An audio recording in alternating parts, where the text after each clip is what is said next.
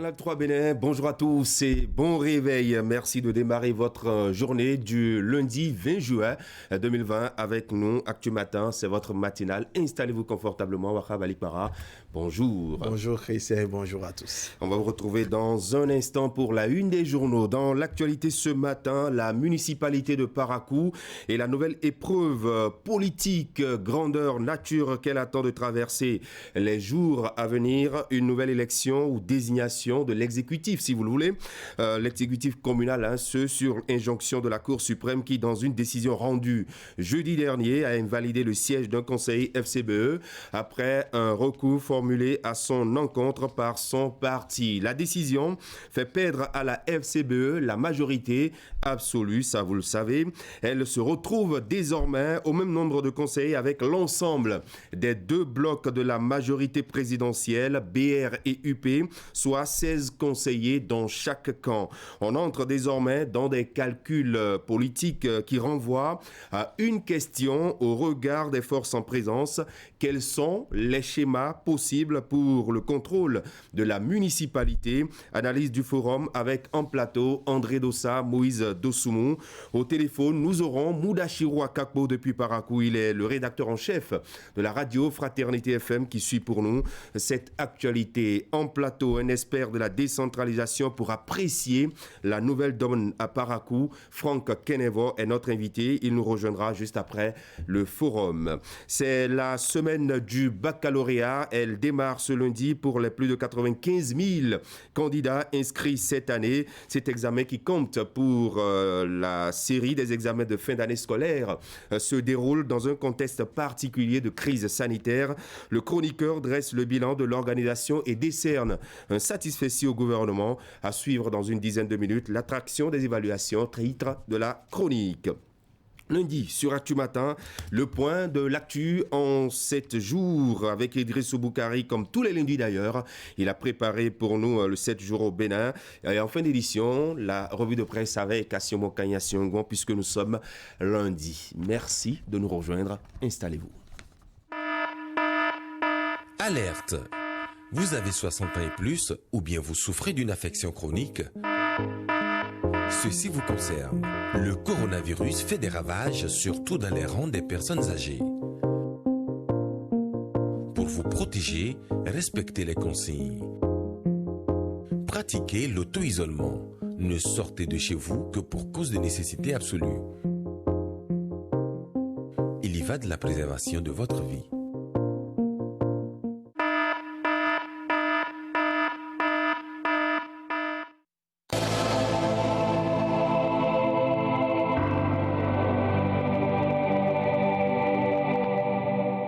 Déjà installé pour les toutes premières nouvelles. Wahab Alikpara, on vous retrouve. Bonjour Christian et bonjour à tous. L'actualité nationale est essentiellement consacrée ce matin au démarrage du baccalauréat session de juillet 2020. Et puis, il y a cette actualité politique relative donc à la décision de la Cour suprême qui invalide le siège d'un conseiller FCBE à Parakou. Les jeux sont donc relancés. Fraternité annonce les couleurs ce matin. Contrôle de la municipalité de Parakou. Tous les calculs sont permis. Suspense autour d'une bataille avec en amont une égalité parfaite entre les FCBE et les deux blocs de la majorité présidentielle.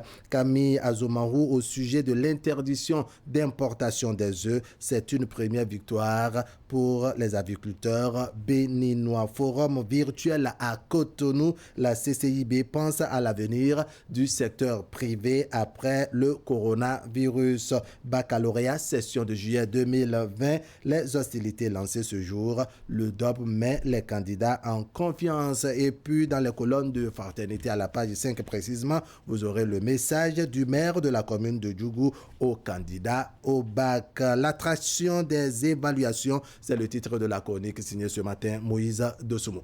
À la une maintenant de La Nation, accueil des trésors culturels, des avancées notables au Bénin. Examen du baccalauréat, session de juillet 2020, 95 404 candidats inscrits. Le matinal, Ousmane Traoré sur l'invalidation d'un siège de la FCBE, la main invisible vient de notre parti, affirme le conseiller. Orden Aladati oppose un non catégorique à l'alliance UP et FCBE. Jean-Baptiste Hunguin sur la présidentielle de 2021, Talon ne doit pas dire non à l'appel du peuple. Matin libre, Bénin, coronavirus et revendications, l'inquiétude gagne les professionnels de la santé. Parakou, contrôle de la mairie après la décision de la Cour suprême, les schémas qui s'affrontent, qui s'offrent au FCBE, les schémas qui s'offrent au FCBE. L'économiste, relance du secteur privé après le coronavirus, la CCIB organise la réflexion autour d'un nouveau modèle économique. Dette des pays pauvres, le G20 plaide pour la prolongation du moratoire. Donc le G20 plaide pour la prolongation du moratoire. Soleil levant, présidentielle 2021, le peuple avise à la place de Talon, don de Cache-nez à la commune de Soava, fruit de la diplomatie offensive du maire Major Jean Zanou. L'informateur, Assemblée nationale, les députés scellent le sort de l'OCBN ce jour. Baccalauréat 2020, message du ministre Éléonore Yayi Ladécan aux candidats. Bénin intelligent, INGEPS, le recteur met fin à la pagaille. Bac 2020, 95 404 candidats attendus. L'opinion aujourd'hui, déguerpissement ciblé sur le périmètre du projet Route des Pêches. Le Sécu de Togbendaro révolte les populations contre Patrice Talon. Descente inopinée du maire Nicaise Pagnon sur les lieux du culte hier dimanche. Respect strict des gestes barrières partout à Dassa Zoumé. La presse du jour, interdiction de l'importation des œufs de table. Le gouvernement sauve des vies humaines et puis l'État renforce sa collaboration avec les communes dans le cadre donc de transport terrestre. Soleil Bénin Info, animation de la vie politique au Bénin, divisée et sans stratégie, les FCBE à la peine. Et puis manœuvre politique dans la perspective de la présidentielle de 2021, enfin l'opposition se réveille. Quotidien Le Meilleur, message du ministre de l'Enseignement supérieur et de la Recherche scientifique aux candidats au baccalauréat. Je vous invite à donner le meilleur de vous-même et à rester concentré sur l'essentiel, conseille la ministre Éléonore Yayi Ladécan.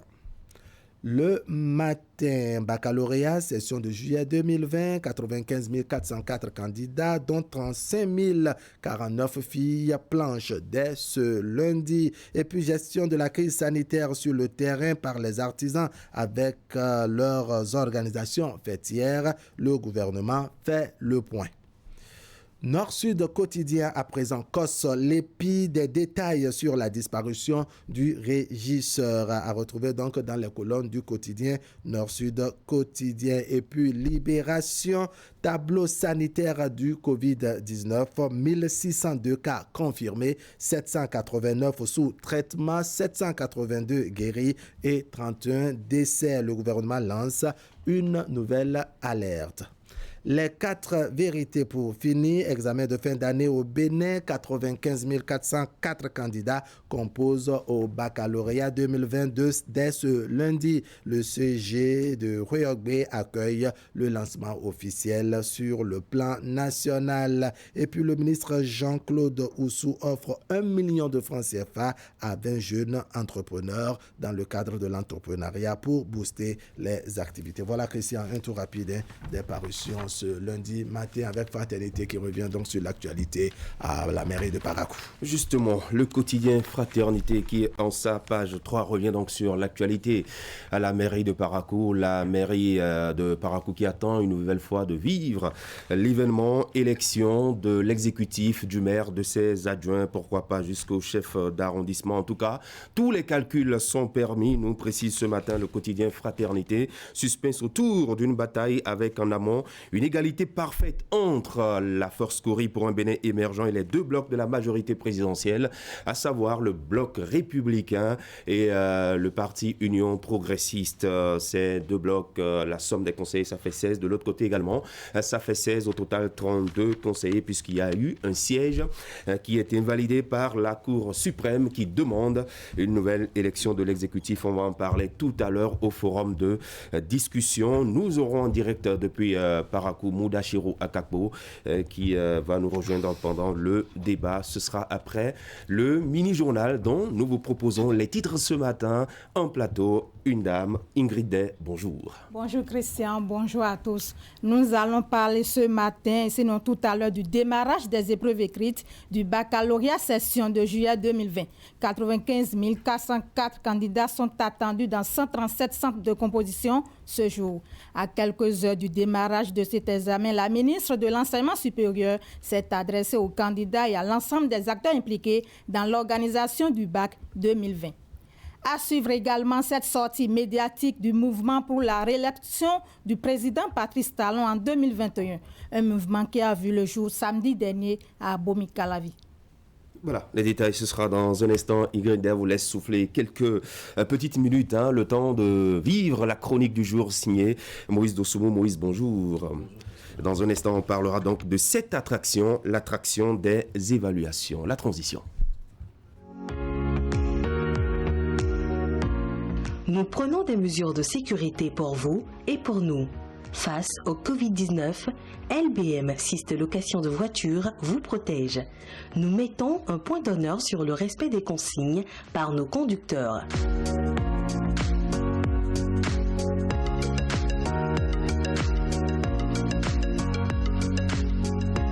Nos véhicules sont systématiquement désinfectés avant et après chaque mission.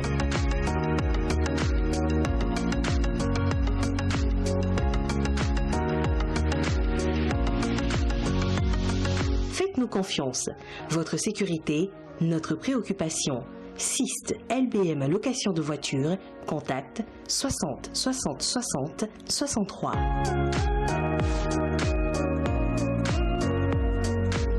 LBM.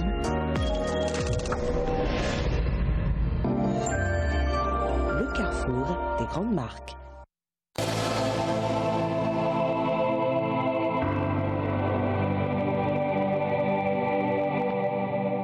Les examens de fin d'année se poursuivent avec le démarrage ce matin des compositions du baccalauréat.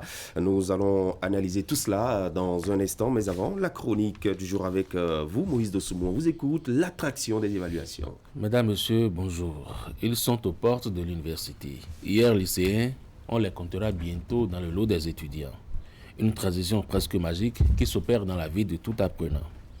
Les candidats en baccalauréat ne s'imaginent pas encore la galère à laquelle ils seront exposés sur le campus, ni les péripéties qui les attendent quelques années plus tard au seuil de la vie professionnelle. Ce qui compte maintenant pour eux, c'est de décrocher le précieux sésame.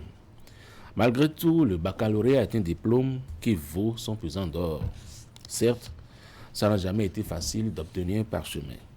Il est relativement aisé d'être titulaire du certificat d'études primaires CEP, du brevet d'études du premier cycle BEPC ou encore du certificat d'aptitude professionnelle CAP. Mais le baccalauréat, c'est une autre dimension.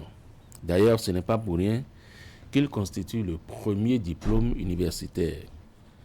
Ceux qui en sont titulaires gardent en mémoire ces moments stressants de la publication des résultats. Ce jour, 20 juillet 2020, les élèves de la terminale iront à l'assaut des épreuves. Pour eux tous, l'objectif est le même. Porter le titre de bachelier est le rêve du moment. Au cours des prochaines 72 heures, ils vont jeter toutes leurs forces dans la bataille.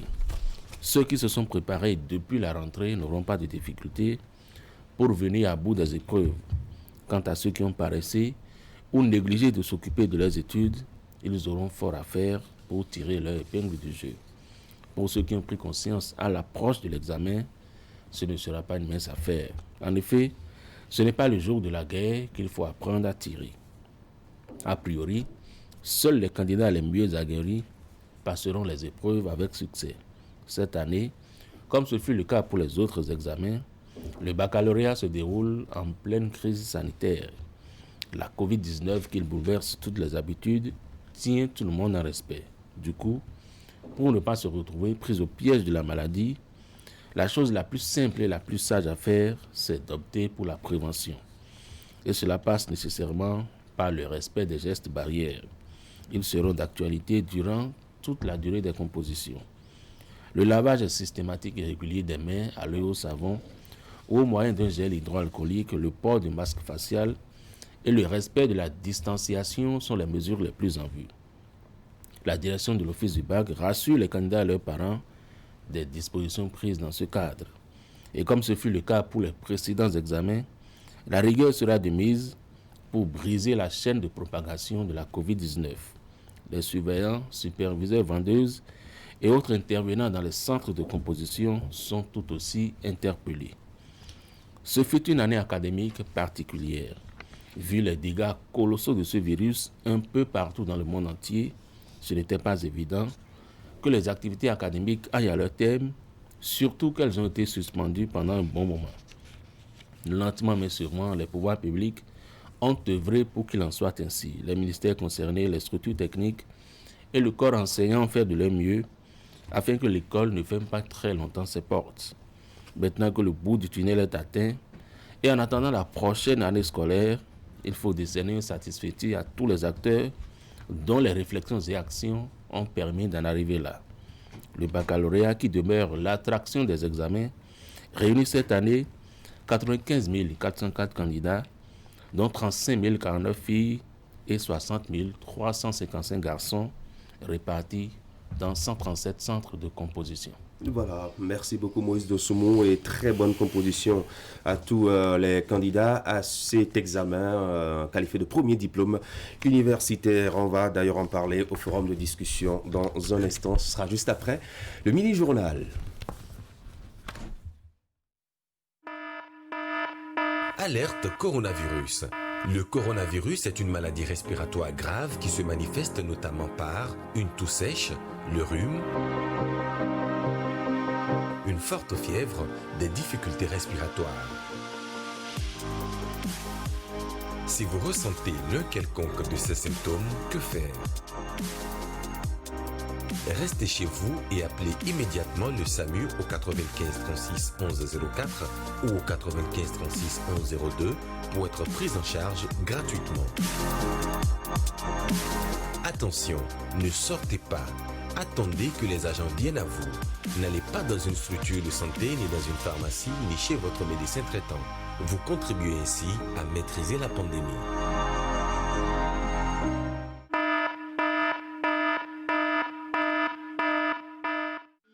Vous êtes de nationalité béninoise, vous êtes âgé de 18 à 40 ans, vous êtes titulaire d'un diplôme de l'enseignement supérieur, bac professionnel, BTS ou DUT, licence professionnelle ou DTS, master ou ingénieur, vous êtes en quête d'un emploi ou d'une bonne expérience en entreprise en vue de votre insertion professionnelle, vous êtes immédiatement disponible, vous pouvez faire partir des 2000 bénéficiaires pris en charge chaque année par le gouvernement à travers le programme spécial d'insertion dans l'emploi. Pour ce faire, rendez-vous sur le site www.psie.bj. Remplissez les champs destinés aux candidats à l'emploi, inscrivez-vous et soumettez votre dossier. La suite réservée à votre dossier vous sera notifiée par SMS, par mail ou sur votre compte utilisateur PSIE que vous êtes invité à consulter fréquemment.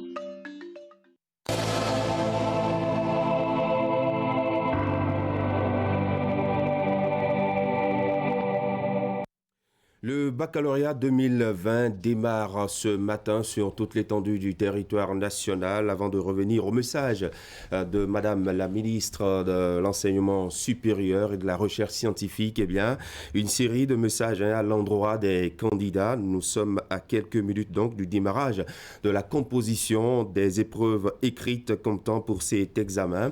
La municipalité de Cotonou a adressé un message à l'endroit des acteurs impliqués dans l'organisation de ces examen. Elle invite en effet les candidats à plus de sérénité et de courage pour un bon déroulement de l'examen dans ce contexte caractérisé par la crise sanitaire du coronavirus. Le message est délivré par le premier adjoint au maire, Andris Romer Wanjinou. Il est au micro de Teddy Goudalou.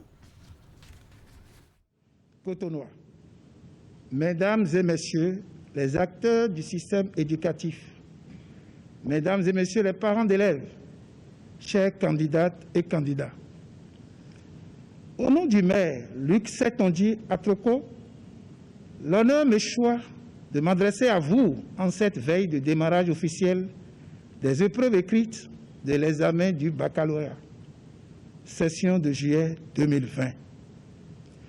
Je voudrais vous réitérer le soutien indéfectible du conseil municipal et du maire de la ville de Cotonou à tous les candidates et candidats au bac. Comme vous le savez si bien, le baccalauréat est le premier diplôme universitaire qui ouvre les portes des études supérieures. Au regard de l'importance capitale que revêt cet examen, qui se déroule cette année dans un contexte particulier marqué par la pandémie du Covid-19, la municipalité de Cotonou a joué sa partition en accompagnant les efforts du gouvernement dans la réussite de son organisation. Chers candidats, mesdames et messieurs, c'est le lieu de remercier très sincèrement le gouvernement du président Patrice Talon pour sa vision éclairée et ses nombreux efforts consentis dans le déroulement de l'année scolaire malgré la pandémie du Covid-19 qui sévit actuellement. Cet effort du gouvernement vous permet aujourd'hui de composer dans les conditions sanitaires requises. Ma gratitude et ma reconnaissance vont également à l'endroit des acteurs du système éducatif et des parents d'élèves pour les sacrifices louables consentis dans l'encadrement de nos enfants. Chères candidates et candidats, je vous invite à la sérénité et à une bonne concentration sur toutes les épreuves qui vous seront soumises. Je reste confiant que les efforts fournis durant l'année scolaire seront couronnés de succès. Je vous exhorte surtout au respect strict des mesures et gestes barrières pour éviter la propagation du Covid-19. Et voilà, bien avant les différents messages, Madame la ministre de l'Enseignement supérieur s'est adressée, Ingrid, aux différents candidats. Au total, 95 404 candidats sont attendus dans 137 centres de composition. À la veille de cet examen, la ministre de l'Enseignement supérieur et de la Recherche scientifique a délivré un message à l'endroit des candidats et l'ensemble des acteurs impliqués dans l'organisation de cet examen. Elle rassure par la même occasion que le gouvernement a pris toutes les mesures nécessaires pour accompagner les candidats et pour leur permettre de composer dans de meilleures conditions. On va suivre. Chères candidates et candidats, cette année scolaire a été particulièrement éprouvée du fait de l'apparition et de la propagation de la pandémie de coronavirus au Bénin. Cependant, grâce aux mesures hardies prises par le gouvernement de son Excellence le Président Patrice Talon, nous avons pu assurer avec succès la continuité des activités pédagogiques dans les classes d'examen à tous les niveaux du système éducatif. Je voudrais, à cette occasion solennelle, exprimer ma profonde reconnaissance à son Excellence, le Président de la République, le Président Patrice Talon, pour son engagement personnel et constant aux côtés de tous les acteurs du système éducatif. Mes remerciements vont également à l'endroit de tous les enseignants et apprenants qui, malgré les risques liés à cette affection, ont su braver avec prudence la peur pour relever le défi de la tenue effective des examens de fin d'année. Le gouvernement de son Excellence, le Président Patrice Talon, a mis à la disposition de tous les centres de composition un nombre suffisant de flacons de gel hydroalcoolique et autres matériels de protection contre cette pandémie. Conformément aux prescriptions du gouvernement, les superviseurs et chefs centres sont instruits pour faire respecter dans les centres de composition les mesures d'hygiène. Chères candidates et candidats, nous voici enfin à la veille de cet important diplôme qui vous ouvrira les portes des universités et centres universitaires d'enseignement professionnel. Demain, lundi 20 juillet 2020, débutent sur l'ensemble du territoire national les épreuves écrites du baccalauréat section unique de juillet 2020. Pour cette année, vous êtes 35 049 filles et 60 335 garçons, soit un total de 95 404 candidats répartis dans 137 centres de composition, et ceci bien entendu en respect des mesures de distanciation sociale. Il ne me reste qu'à vous inviter, chères candidates et candidats, à vous munir de vos convocations, vos cartes nationales d'identité en cours de validité, vos masques, et à vous présenter dans vos centres de composition à l'heure. À vous, parents et tuteurs des candidats, je vous exhorte à continuer de créer un environnement propice à une meilleure composition de nos apprenants. Les consignes sont données pour éviter les attroupements autour des centres de composition.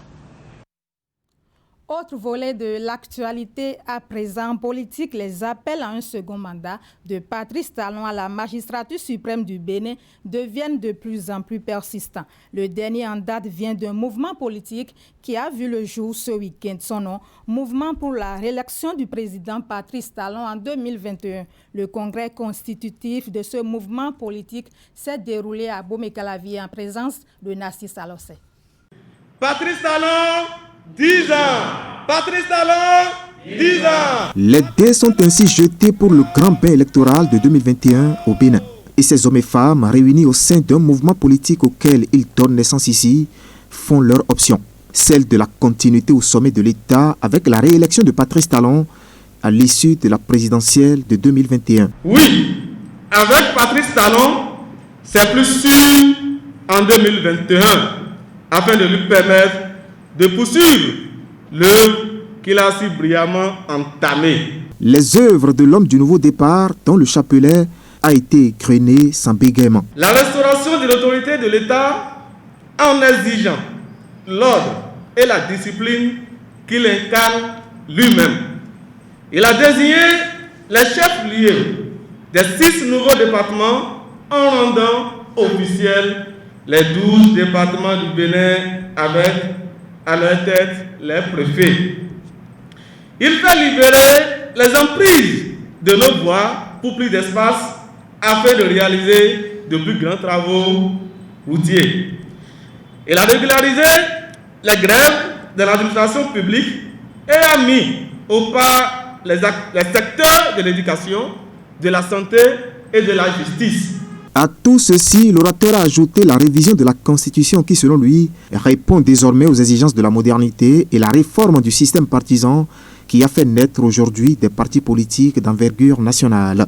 Des réalisations qui fouettent l'orgueil de ces hommes et femmes, d'où la naissance de leur mouvement dénommé MRPT 2021. Le clin d'œil, lui, est persistant pour celui qui a dit qu'il avisera en 2021. Nous voulons inviter de cette tribune le président de la République à aviser favorablement en faveur de ce désir du peuple. Et pour cela, ils entendent mobiliser toutes les forces sur l'ensemble du territoire national pour la victoire des idéaux de Patrice Talon en 2021. Tout part de ce congrès constitutif de leur mouvement où les congressistes sont venus des 12 départements du pays pour monter l'attelage de la victoire. Il s'agira notamment de peaufiner la stratégie pour occuper, pour quadriller véritablement le terrain, et de permettre qu'il y ait une continuité à la gestion de l'État avec Patrice Talon.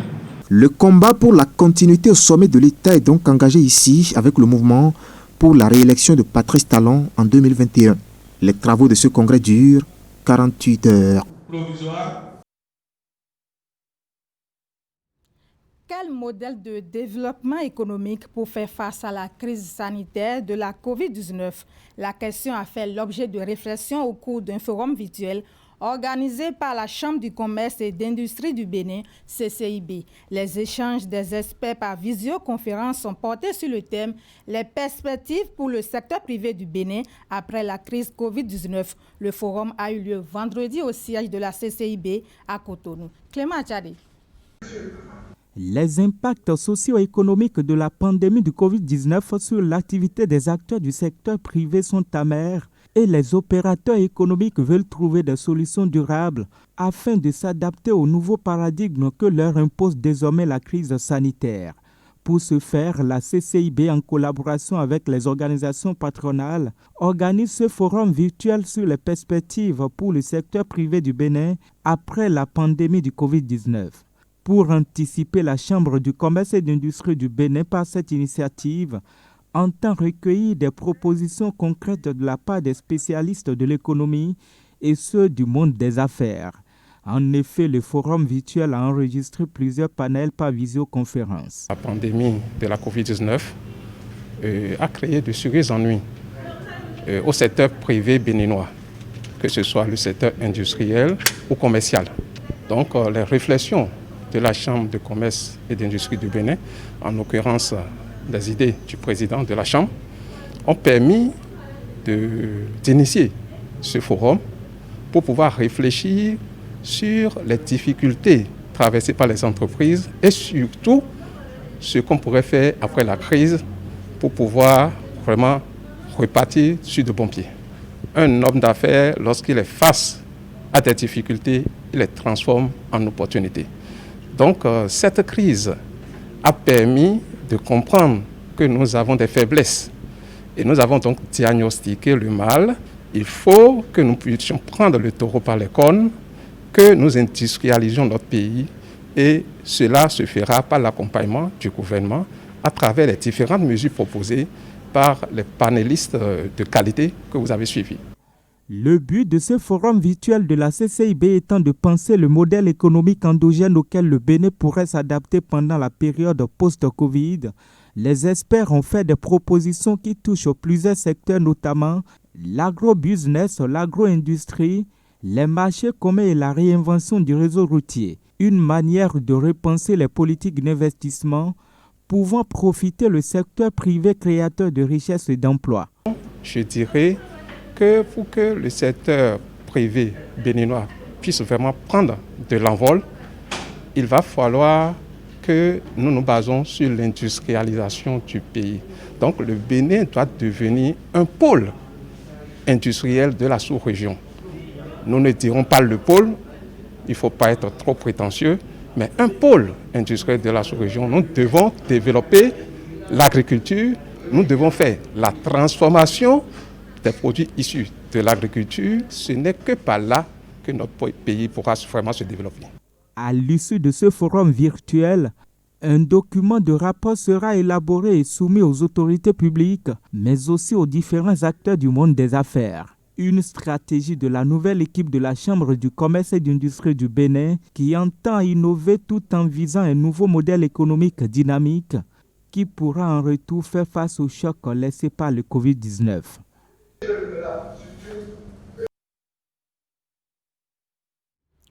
Direction Lokossa à présent, les jeux de hasard sont peu connus du grand public mais intéressent beaucoup la jeunesse. De ces jeux, on note la loterie simple, le loto Star Fortune et bien d'autres. Quelle est la portée sociale de ces jeux et pourquoi intéresse-t-il autant la jeunesse? Élément de réponse dans ce reportage signé Geoffroy Messa. Nous sommes ici au quartier Agonvert, dans la commune de Lokossa, dans le département du Mono. Cet attroupement s'effectue autour d'un stand de jeu. Il s'agit plus précisément du jeu Loto Star Fortune, un des produits de la Loterie nationale du Bénin, LNB. Des jeunes du quartier y tentent leur chance. Ce que moi j'aime dans le jeu, c'est juste 100 francs, ça gagne au moins 25 000. Si tu mets 200, ça gagne au moins 50 000. Le principe est clair. Chaque joueur fait le choix d'un nombre variable de numéros. Au tirage, ceux d'entre eux qui auront la chance de retrouver les numéros pronostiqués sortir seront déclarés gagnants. Dans une cité comme Lokossa, ce jeu draine du monde et fait depuis quelque temps des émules au sein de la jeunesse. Je fais le jeu là maintenant, ça fait au moins 9 ans. Souvent, moi, je gagne. J'essaie de jouer pour voir si je peux avoir un peu de chance pour gagner et réaliser ce que je veux. Si tu as chance, si tu joues, tu peux gagner. Pour ça, on peut jouer ce que tu as joué et tourner un. Donc, tu peux toujours essayer pour voir si ta chance peut tourner et puis toi aussi, tu vas gagner comme les autres. Il y a même des inconditionnels qui consentent des sacrifices pour y participer. Ce que nous aimons dans ce jeu est que nous souscrivons à plusieurs tontines. Ainsi, quand nous conduisons et que notre job ne nous permet pas de rassembler les sous nécessaires à cette tontine, nous nous adonnons à ce jeu qui nous en donne les moyens. Nous gagnons entre 25, 30 et même 90 000 francs des fois. Je me suis lancé dans ce jeu il y a environ 1 an et demi. Au départ, j'étais hostile à ce jeu. Maintenant, je joue régulièrement. Les jeux de hasard, notamment le Loto Star Fortune, intéressent de plus en plus les jeunes de Lokossa. Pour participer au jeu, la mise de base est de 50 francs CFA. Plus vous misez, plus vous gagnez. Le rapport prix et récompense fascine beaucoup les joueurs, surtout les plus jeunes, qui y trouvent une source de revenus. Ce qui me plaît dans ce jeu est que quand tu mises bien, déjà avec seulement 100 francs, tu peux gagner 25 000 francs. Cela te fait ainsi un bénéfice de 24 900 francs. C'est assez plaisant. Avec une très petite somme, tu te retrouves avec une somme considérable. Le jeu n'admet pas de fraude. Quand tu ne gagnes pas et que tu présentes de faux tickets, tu n'auras rien. Elle a validé pour moi. Je pense oui, pour 12 500. Tu mises 50 francs et tu empoches 12 500. 200 donnent 50 000. Grâce à ça, tu peux nourrir ta femme et tes enfants et payer tes factures et ton loyer. C'est pour ça que j'y consacre assez de temps. Je suis en train de faire des calculs sur le pari à faire demain. Les jeux de hasard semblent assez intéressants et trouvent beaucoup d'adhérents. De même qu'ils peuvent rendre riches en un clin d'œil, de même ils peuvent faire perdre des sous. Tu gaspilles ton argent, si Dieu fait, tu peux gagner et ton argent que tu as gaspillé, ça peut revenir. Avec ce jeu, on ne peut pas avancer. Si tu t'entêtes à toujours parier, tu risques de vendre tous tes biens. C'est pourquoi je ne m'y essaie pas. Le moment du résultat des paris crée aussi beaucoup de suspense.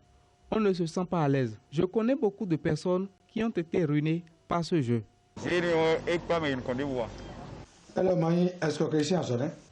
Ce n'est nullement de l'escroquerie. Il s'agit d'un jeu de réflexion. Il faut se patienter et bien réfléchir. Il faut savoir faire des calculs mathématiques pour s'en sortir. Le jeu, c'est une programmation sur une durée donnée.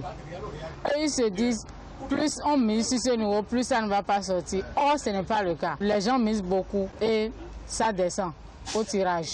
Le seul niveau maintenant peut apparaître dans plusieurs plans. Or, eux autres, ils ne peuvent pas connaître tous les plans. Peut-être des années après ça descend. Mais quand si on descend, on dit, oh, vraiment, les gens, là, tu vois, ils ont tourné, ils ont fait ci, ils ont fait ça. On ne tourne pas les numéros. Plus tu mises, plus tu gagnes. Les citoyens avertis s'y adonnent avec méfiance. À côté des jeunes, il y a également des personnes âgées pour qui les jeux de hasard, plus qu'une passion, sont devenus une addiction. C'est la fin de ce bulletin d'information. Merci de nous avoir suivis. Christian, à vous l'antenne. Merci, merci beaucoup Ingrid. Vous êtes débordante d'énergie ce matin, ça fait du bien. Merci. Très bonne journée du lundi. Merci, pareil. Et bonne semaine. On va vous retrouver demain à partir de 7h20. Restez en place, mesdames et messieurs. Dans un instant, s'ouvrent nos discussions en plateau avec Moïse Dossoumo, André Dossa en plateau. Et puis au téléphone, nous allons joindre Moudachiro Akakpo qui interviendra depuis Parakou. Juste après le forum, eh bien, on retrouvera notre invité du jour, Franck Kenevo, il est expert en décentralisation. Avec lui, nous analyserons la situation à Parakou qui fera d'ailleurs objet de nos discussions tout à l'heure. Merci de nous rester fidèles. Nous prenons des mesures de sécurité pour vous et pour nous. Face au Covid-19, LBM Système Location de Voitures vous protège. Nous mettons un point d'honneur sur le respect des consignes par nos conducteurs.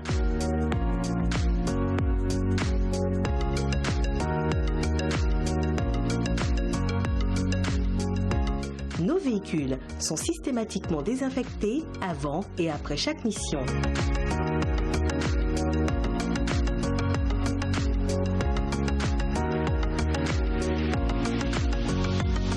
Faites-nous confiance.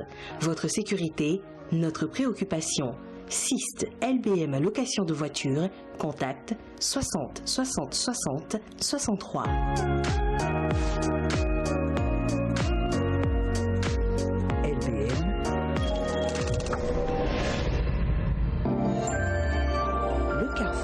Des grandes marques.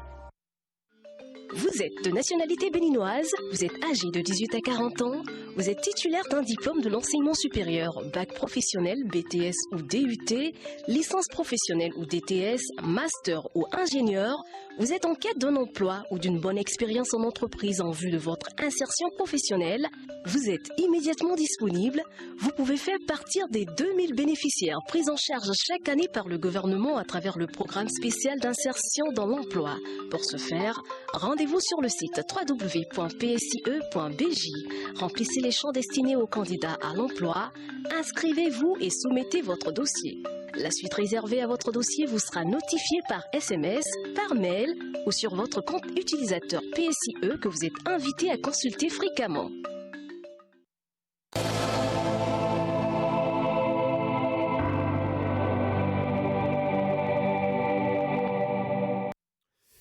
Voilà, 7h42, André Dossa, bonjour. Merci de nous rejoindre en plateau en compagnie de Moïse Dosoumou. Au téléphone, nous aurons Mouda Chiro Akapo depuis Parakou. Mouda, si vous nous recevez, bonjour.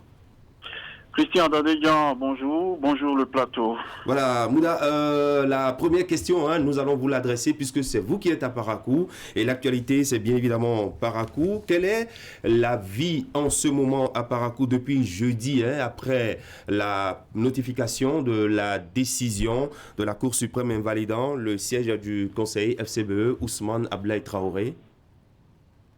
Disons simplement, Christian, que ici à Parakou, tout se passe bien. Ce lundi matin, Parakou s'est bien réveillé, la vie a repris normalement. Comme d'habitude, les citoyens vaquent déjà à leurs différentes occupations. On a pu constater une forte mobilisation des candidats ou des acteurs impliqués dans l'organisation de l'examen du baccalauréat. Vous en parliez tout à l'heure. Donc, pour vous dire que depuis la semaine dernière ou depuis l'annonce de cette option, cette décision de la Cour suprême qui a à sa charge donc la gestion du contentieux électoral, avec cette forte décision qui surprend tout de même les citoyens paraquois, il n'y a pas eu d'agitation, il n'y a pas eu trop de polémiques. Cette surprise a été gérée jusqu'à l'instant, pour l'instant, avec beaucoup de sérénité, beaucoup de calme, mais avec beaucoup d'interprétation, chacun y va à sa manière.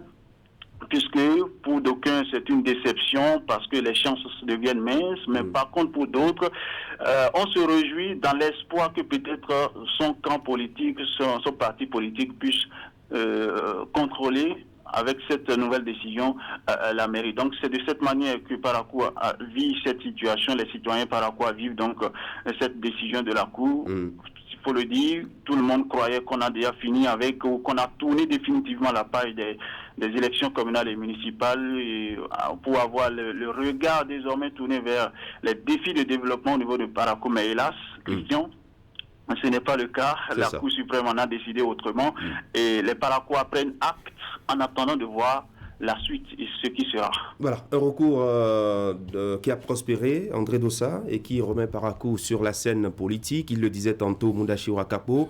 On a cru un instant qu'on avait fini avec les élections communales, notamment à Parakou, la désignation des maires et de leurs adjoints, l'installation de l'exécutif, mais malheureusement, avec cette décision de la Cour suprême, tout est à reprendre à Parakou. Oui, on a cru qu'on avait fini, mais vous savez que parfois les contentieux notamment liées à cette élection, les municipales et communales, parfois dures, ça prend parfois des années. Et lorsque un conseil communal est concerné par un recours à la Cour suprême, comme ça a été le cas de Parakou, il est difficile d'envisager la fin des tractations politiques et donc le début de la mise en œuvre du programme d'action de celui qui a pu être élu. C'est le cas maintenant à Parakou. Les tractations ont repris, d'ailleurs, de plus belle. Modachiro n'a pas pu pour le moment noter au niveau de la ville, étant donné que la population continue sereinement de vaquer à leurs occupations, au-delà donc de quelques interprétations, c'est que les tractations ont effectivement repris. Quand vous voyez un peu tout le balai médiatique de ce conseiller dont le siège a été invalidé, et il s'est prononcé, il a fait une conférence de presse dans la foulée donc de cette décision, il a fait des sorties médiatiques pour s'expliquer, on peut comprendre, hein, il essaie d'expliquer les raisons, notamment l'auteur de ce recours qui a invalidé son siège. Je crois que les tractations ont commencé et je pense que le maire, enfin élu, Aboubakar Yaya, il me semble qu'il s'est un peu tiré une balle dans les pieds. Il reste quand même que FCBE détient assez de conseillers.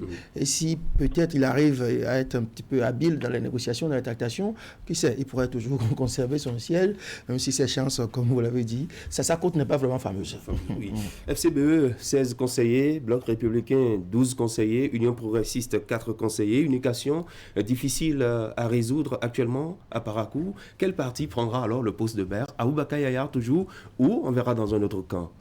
Non, l'équation n'est pas difficile, elle est même très facile. Si on doit toujours respecter l'esprit de la loi, il n'y a rien à faire, c'est FCBE qui gagne la mairie. Même s'ils n'ont pas la majorité absolue, ils ont quand même la majorité des sièges. Ça devrait aller pour ce qui est de l'élection du maire.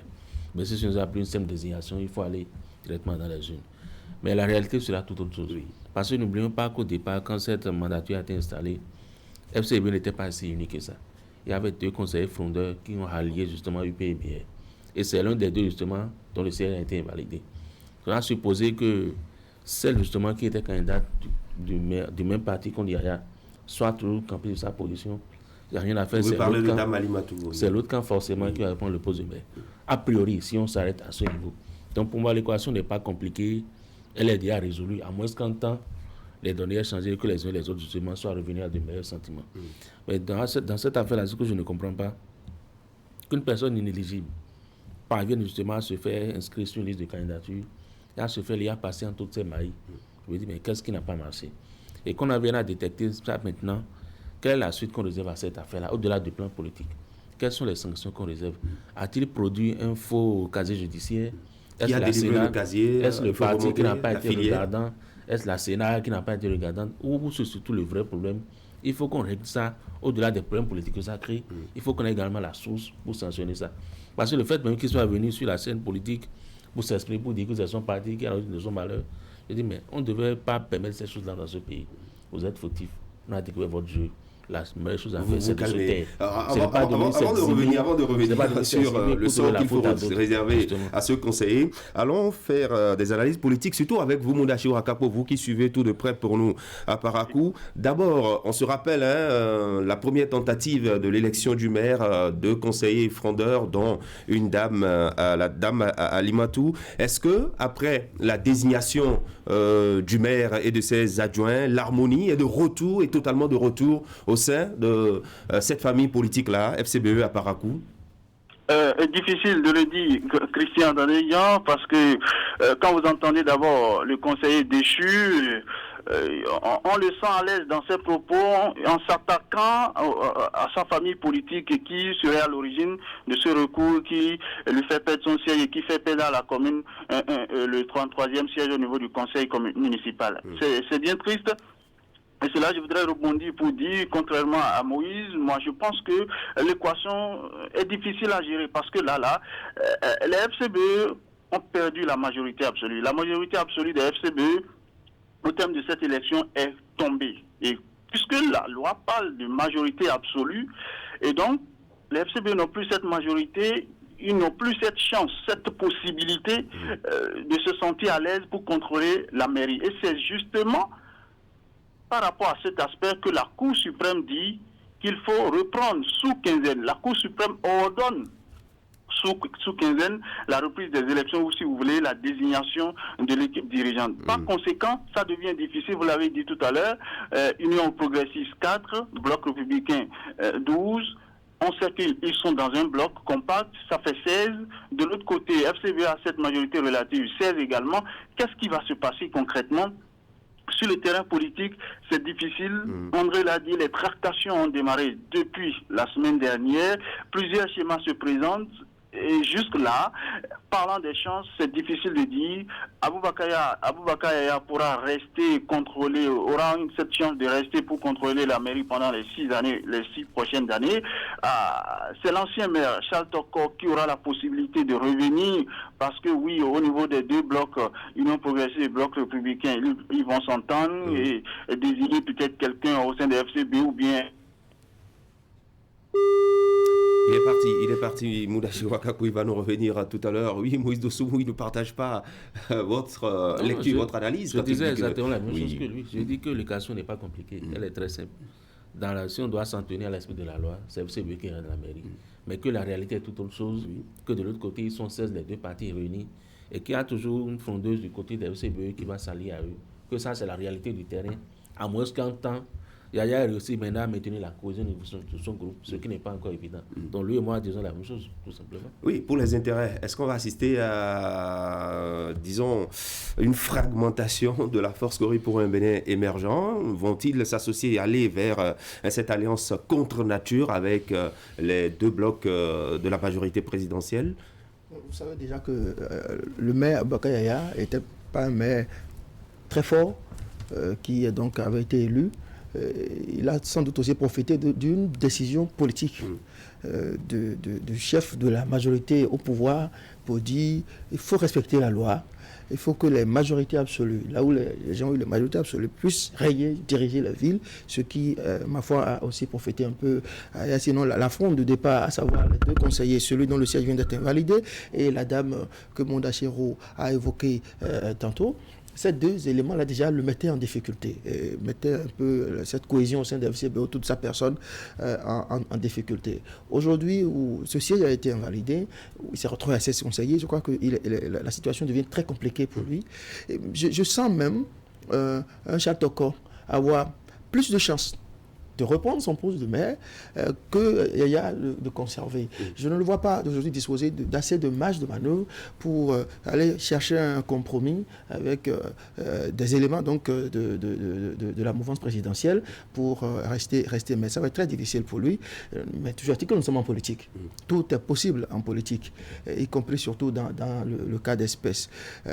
Parakou, oui, au terme des élections, les populations ont montré clairement la majorité, l'obédience politique à laquelle elles ont voulu confier, n'est-ce pas, leur destinée pour les 6 prochaines années. De ce point de vue, oui, si on veut tenir compte donc de l'esprit de la loi, qu'il faut que ce soit la majorité absolue qui dirige, oui, je serais d'accord avec Moïse que oui, du point de vue donc de l'esprit de la loi, c'est FCBE. Mais ici, le FCBE s'est fait harakiri et la donne change. Il faut maintenant faire preuve de réalisme pour constater qu'il lui sera extrêmement difficile. De rester maire de... Le parti a-t-il désormais tout perdu, Moïse Dossou? Non, c'est trop tôt de le dire, même si à l'évidence ça paraît ici. On attend de voir que le conseil soit à nouveau convoqué, qu'on attend l'issue des délibérations. Mais ce n'est pas très évident justement que l'esprit de la loi soit respecté. À moins qu'un temps, les données aient vraiment changé. Moi, ce qui m'intéresse, comme je le disais tantôt, là, comme on attend de promouvoir la vertu et l'assainissement des mœurs publiques, le conseiller en question, dont le siège a été invalidé, ne peut pas ne pas savoir qu'il est inéligible. Le parti peut peut-être s'être trompé de bonne foi à la Sénat et tout le reste. Mais lui, au moins, il sait qu'il est inéligible, mais pourtant, il a forcé, il a été candidat. Il faut qu'on puisse creuser cette affaire-là pour voir clair dedans et appliquer les sanctions qu'il faut. Si on ne le fait pas, c'est qu'on aura ouvert notre brèche, justement, et puis on va dire que tout le combat qu'on mène jusque-là contre pour l'assainissement des mœurs publiques n'était pas si vrai que ça. De ce dossier-là, c'est vrai, la Cour suprême l'a vidé. Il faut que les instances judiciaires s'en saisissent pour qu'on sache réellement ce qui n'a pas marché, qui est coupable et qui ne l'est pas. Faut-il aller à une nouvelle condamnation de ce conseiller-là qui fait chuter la FCBE à Parakou? Vous savez, en temps normal, nul ne devrait se prévaloir de ses propres turpitudes. Et aujourd'hui, c'est à la limite, ils se vantent ce qui ne devrait pas être le cas. Je crois qu'ils ne devraient même pas s'afficher. Ils devraient tout simplement se couvrir le visage ou se cacher. Parce qu'aujourd'hui, il met aussi en difficulté des gens qui peut-être à des moments donnés ont manqué de jouer leur rôle convenablement et lui ont permis de se porter à une élection à laquelle ils n'auraient pas dû, quelque part. Ce qu'il relève aujourd'hui, c'est juste venu nous montrer que c'est Aboubacar Yaya qui m'a fait perdre mon siège, c'est lui qui a fait que FCBE a perdu les avantages dont elle devrait jouir à Parakou. Mais à côté de ça, il oublie que d'autres personnes comme Moïse Soupantin d'ailleurs, à travers son acte, quelque chose de, en tout cas pas du tout vertueux et qui doit entraîner une cascade de complicité. Donc il faut effectivement aller chercher. Et vous savez, malgré tout ce qu'on met en place dans ce pays pour quand même décourager un certain nombre d'actes, pour empêcher la commission de certaines infractions, les gens arrivent toujours quand même, on ne sait vraiment pas quelle magie, à quand même se faufiler entre les mailles. C'est extraordinaire. Et maintenant, il vient s'afficher publiquement, il fait conférence de presse, des plateaux de télé, ainsi de suite. Non, il fallait qu'il apporte des explications précises. Quand il dit, par exemple, dans sa déclaration que, bon, c'est au sein de son parti politique qu'on a saisi la Cour suprême, quand il dit que, bon, les deux blocs de la majorité n'en sont pour rien, il vient calmer tant soit peu les ardeurs de certains militants qui ont des velléités. En le faisant, il laisse des traces sur son parcours d'explication. Voilà. Boulachilou Akapo, oui, vous êtes parti en temps, vous êtes de retour. Oui, pour ce conseiller qui vient de créer des problèmes au parti Force Corée pour un Bénin émergent avec son acte, qu'est-ce que vous pensez qu'on puisse faire? Il faut aller à une nouvelle condamnation? Je dirais que c'est la justice qui va décider parce que il faut le dire, on doit pouvoir se poser des questions de ce qui s'est réellement passé pour que il puisse déposer les dossiers. Vous l'avez parlé tout à l'heure de comment est-ce qu'il a pu obtenir son casier judiciaire qui a été validé d'abord au sein du parti parce qu'il y a un travail de fond qui se fait d'abord au sein du parti avant qu'on ne passe au niveau de la Sénat. On a déposé au niveau de la Sénat. Bon, peut-être que la Sénat elle n'est là que juste pour vérifier l'authenticité des pièces et tout ça. La Sénat a fait passer, il n'y a pas de problème à valider, mais au niveau de la Cour, voilà ce qu'on nous sort maintenant à travers cet recours qui vient de son parti politique. C'est là également le véritable problème. Vous avez dit, c'est pour ça que je disais tout à l'heure qu'il se sent à l'aise lui aussi pour dénoncer le fait au sein de son parti. Et donc, pour lui, les deux autres blocs, non, les deux partis n'ont pas de problème. C'est son parti qui est à l'origine de cette situation. C'est une manière de vous dire que au sein du parti FCBE, il y a cette crise qui ne date pas d'aujourd'hui et qui n'ont pas réussi à régler les problèmes depuis le lendemain de ces élections. Et donc, cette crise est là, patente, et ça fait que les FCBE sont fragilisés aujourd'hui. C'est ce qui a conduit à cette décision qui, malheureusement, pourrait encore fragiliser davantage le parti si les leaders ne savent pas s'y prendre. De toutes les façons, concernant le conseiller, disons que pour nous ici, c'est une grosse perte. D'abord, pour les FCBE, mais pour la commune, parce que au lieu de 33 conseillers municipaux, on se retrouve désormais à 32, puisque son siège n'est pas attribué à un autre parti, alors que son siège n'est pas attribué à un autre parti pour qu'on puisse dire que on a l'effectif attendu à ce niveau. C'est une grosse perte. Quant à la sanction qu'il devait avoir, je pense que c'est clair, puisque juste là, rien ne se dit par rapport à ça, on est focalisé par rapport bien sûr les élections, mais c'est la justice qui doit pouvoir s'auto-saisir et voir et nous dire clairement ce qui revient à faire, quel type de sanctions, pourquoi en est-on arrivé là, il doit pouvoir s'expliquer aussi pour situer les responsabilités. Donc, pour vous dire que cette situation fragilise la FCBE, est-ce que réellement ça donne des chances aux autres partis, les deux partis qui se sont mis déjà en bloc? Difficile à dire parce que des deux côtés, il n'y a pas de majorité absolue, ils sont à égalité pratiquement.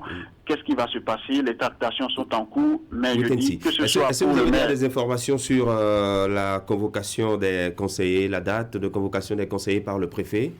Oui, on apprend ici que depuis hier que c'est fort probable que ça se tienne le mercredi. C'est aujourd'hui qu'on aura la confirmation réellement au cours de cette journée parce que les informations que nous avons lues de part et d'autre, on attend d'avoir la confirmation. Mais Il semble que ça va se faire cette semaine et la date qui est avancée pour l'instant, c'est le mercredi 22 prochain. Nous attendons de voir. De toutes les façons, c'est difficile. Ce que je dois vous dire, que ce soit Aboubakar Yaya, que ce soit Charles Tokor ou à la limite Dame Alimatou, tout est focalisé autour de ces trois personnes. Est-ce que Aboubakar Yaya aura la chance de se maintenir pour diriger cette commune avec son équipe, ou bien bon, il va se maintenir et on va changer peut-être au niveau des adjoints, ou bien Charles Tokor, le parti UPBR.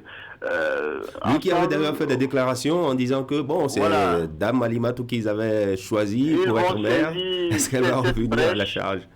Est-ce qu'ils pourront saisir cette fois-ci encore cette branche? Parce que c'est une nouvelle chance que la loi leur octroie là. Est-ce qu'ils vont pouvoir saisir cette brèche pour s'infiltrer pour que Charles Tokor revienne, si son camp le veut bien? Parce qu'il faut le dire aussi, au niveau de la commune, il y a eu beaucoup d'interprétations par rapport à tout ça. Mais pour l'instant, c'est difficile à dire. Nous espérons que de toutes les façons, ils vont s'entendre. Mais la meilleure option que nous voyons, c'est que un accord de gouvernance qui mettra aux prises les trois partis, Union progressiste, Bloc républicain, FCPE, ferait gagner la municipalité de Parakou pour les 6 prochaines années. Mais qui va prendre le contrôle? C'est c'est Charles Tokor. Difficile à dire pour l'instant. D'accord. Oui, on va faire un petit calcul. Au sortir de ces élections, la Fosquerie pour un Bénin émergent a gagné 7 communes sur les 117, dont la grande métropole du Nord, Parakou, qui tombe désormais. Une grosse conséquence sur la vie et l'avenir du parti. Oui, si FCB perd Parakou, ça lui fait 6 communes, 6 petites communes, il faut le dire, alors que c'est la plus grande, la plus importante qu'il pourrait perdre. Donc forcément, ça aura un impact sur le parti, sur l'influence du parti, sur l'échiquier politique, il n'y a rien à faire. André? C'est évident. Une grosse administration comme Parakou devrait permettre à Paul Montpé et ses amis de gérer quelques frustrations éventuelles et en tout cas maintenir le parti à flot. Malheureusement, il semble qu'ils sont sur le point de perdre cette ville.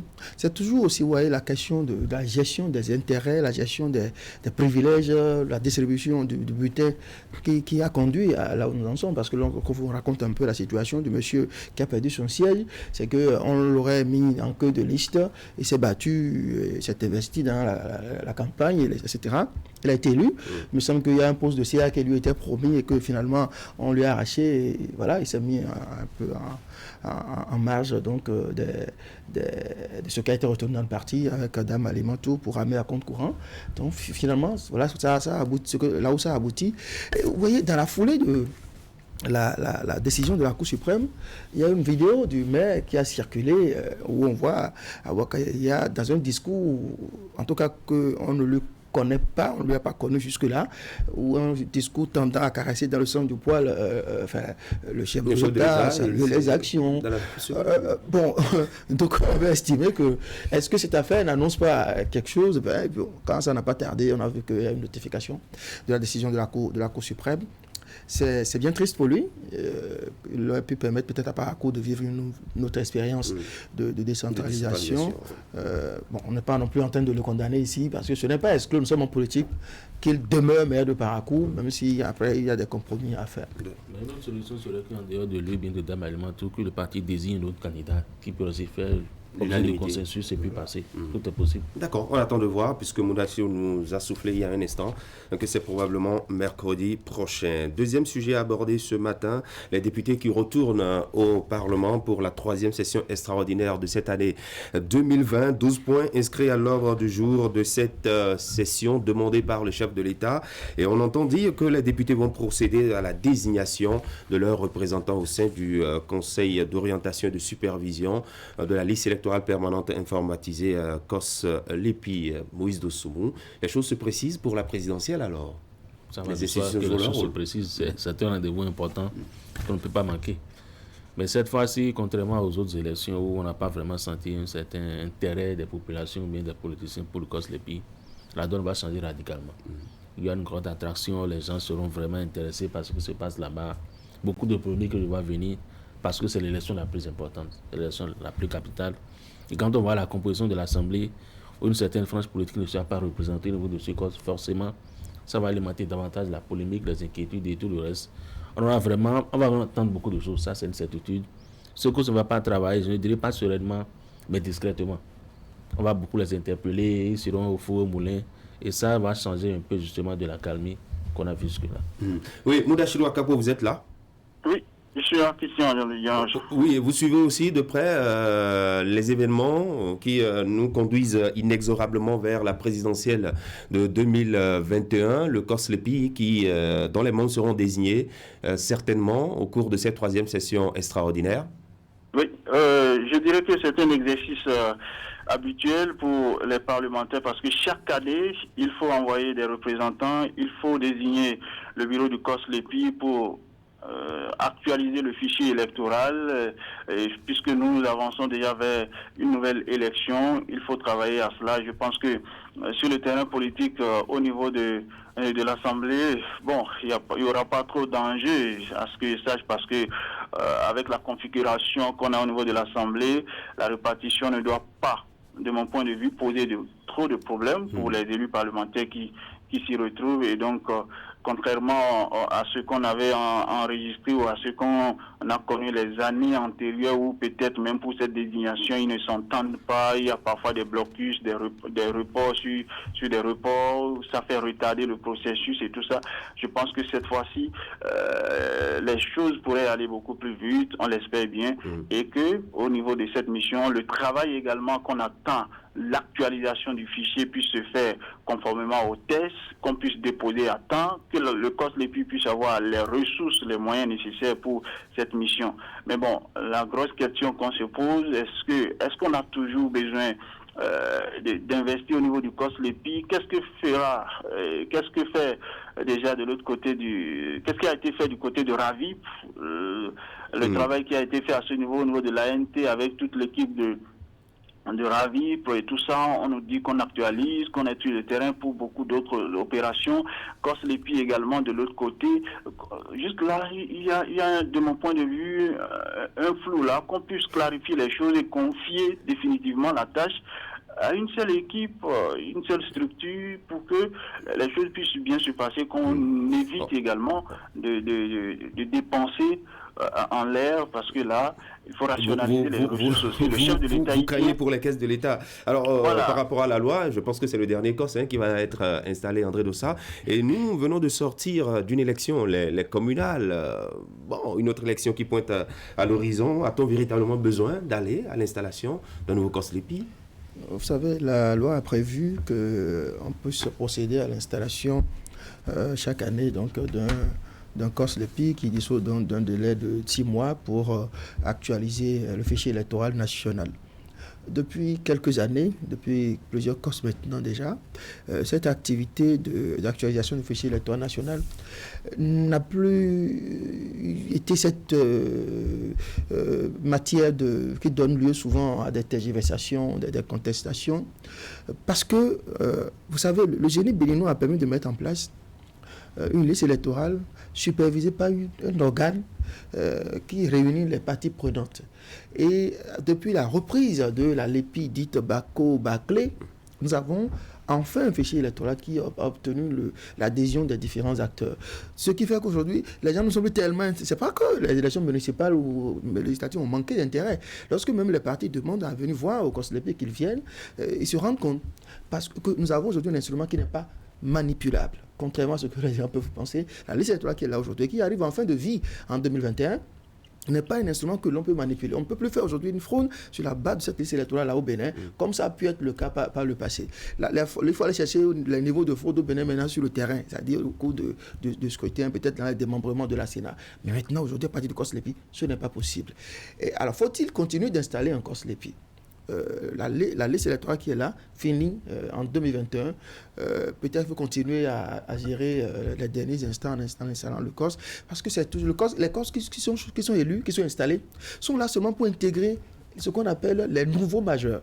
C'est-à-dire quoi? Les gens qui ont été intégrés à la liste électorale depuis, mettons 10 ans, et qui n'avaient pas l'âge, n'avaient pas la majorité, l'âge de voter, chaque année, on fait le point, on les intègre.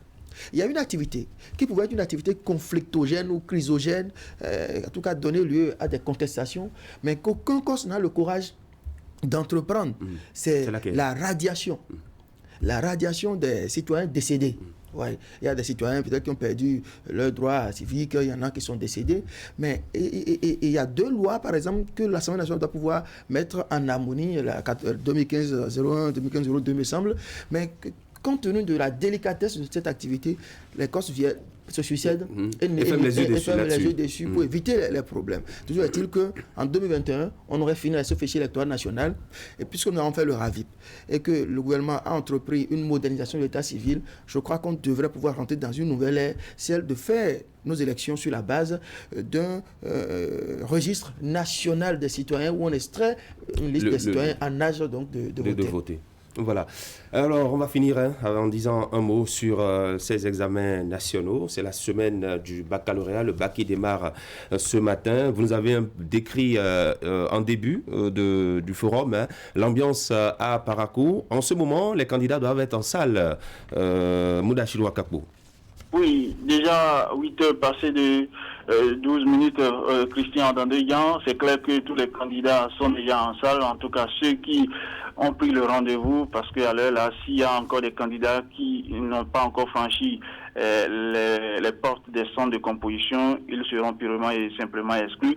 De toutes les façons, selon nos envoyés spéciaux que nous avons sur le terrain, tout est mis en place pour que les choses puissent bien se passer en termes de dispositions sécuritaires et sanitaires également, puisque nous parlons de Covid. Le contexte est toujours là, des dispositions ont été prises pour que les candidats puissent se laver les mains avant de se retrouver en salle, porter obligatoirement les casques, les masques, autant pour moi, avant de se retrouver en salle de composition. Ils sont bien disposés également, impeccables comme d'habitude.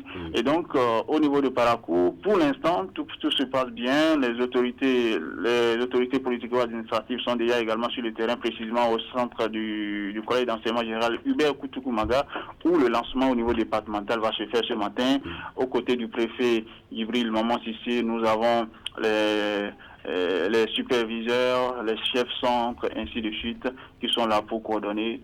Nous espérons que tout puisse bien se passer et que les candidats surtout puissent composer dans le calme, la sérénité, éviter toute tentative de tricherie. Justement, puisque la météo a annoncé la nature n'est pas clémente. La nature n'est pas clémente. Ce n'est pas exclu que au cours de la journée ou au cours des 3 jours de composition, qu'il y ait des perturbations liées à la pluie, puisque nous sommes en pleine saison pluvieuse ici, dans la partie septentrionale. D'accord, je vous dirai merci. On va vous laisser partir, puisque vous avez beaucoup d'autres choses à faire ce matin. On va continuer la discussion en plateau avec André Dossa et Moïse Dossou, Dachira Kapo. Merci beaucoup.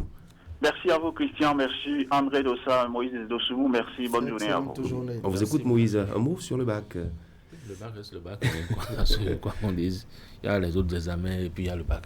Même le BTS n'a pas autant d'emprise, n'a pas autant d'émotions. Je n'ai pas autant d'émotions que le bac. Donc pour moi, c'est la pour aller au BTS, il faut avoir le bac, voilà. C'est normal. Justement, quand on a dépassé ce cap-là, on ne ressent plus la même émotion. Ce n'est plus pareil.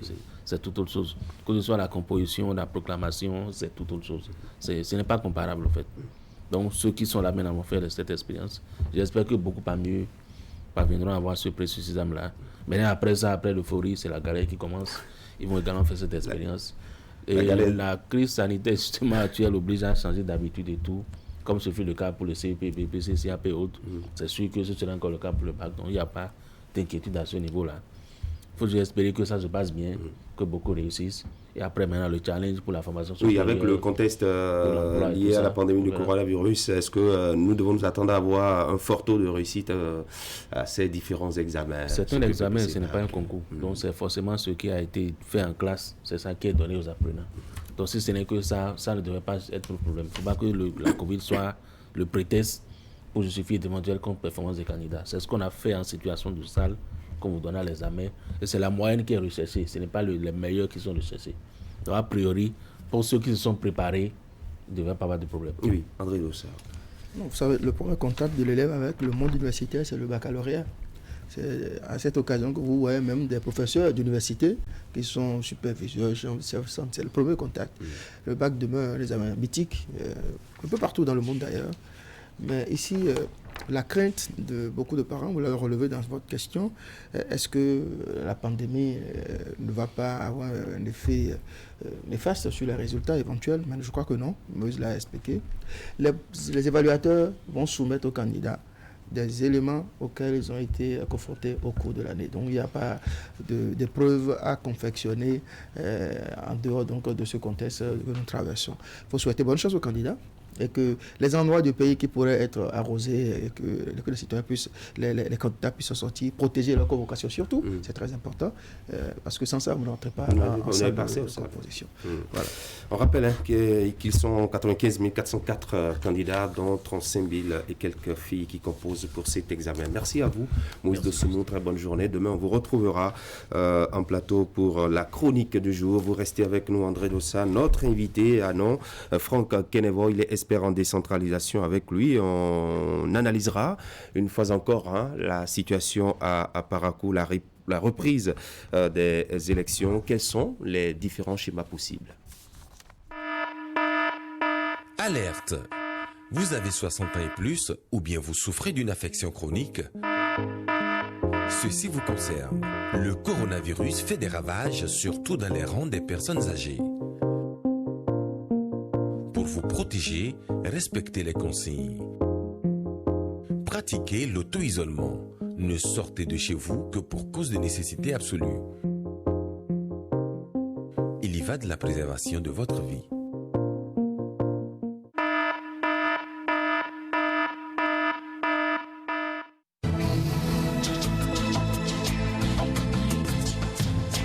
Vous aimez la qualité, vous exigez la finesse. Pour tous vos travaux en impression, flyers, affiches, dépliants, brochures, calendriers, facturiers, faire-part, carte de mariage, carte de visite et vos travaux en sérigraphie. Une seule adresse, l'imprimerie du groupe de presse Fraternité qui vous propose des prix défiant toute concurrence.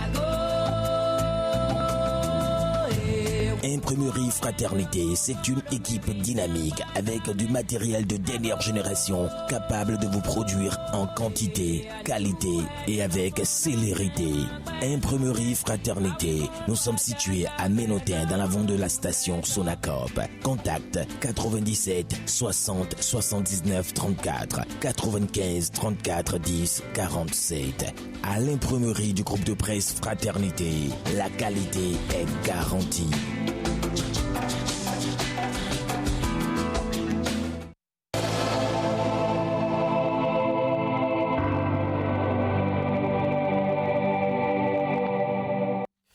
8h18 en plateau, Franck Kenevo, notre invité. Bonjour.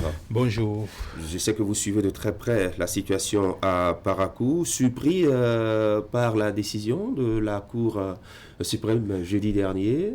Non, plutôt surpris par le recours parce que la pratique électorale depuis Georges Guédou, je crois, c'est le professeur Guédou, qui n'avait pas rempli les conditions pour être candidat parce qu'il n'a pas fait 1 an de résidence au Bénin. On a invalidé non seulement son élection, mais on n'a pas permis à son suppléant de prendre sa place. Et donc, c'est déjà ancré dans les mémoires que les recours qui concernent la qualité, la capacité d'un candidat à participer aux élections entraînent l'invalidation non seulement de l'élu, mais a des effets sur son suppléant et donc le siège est perdu.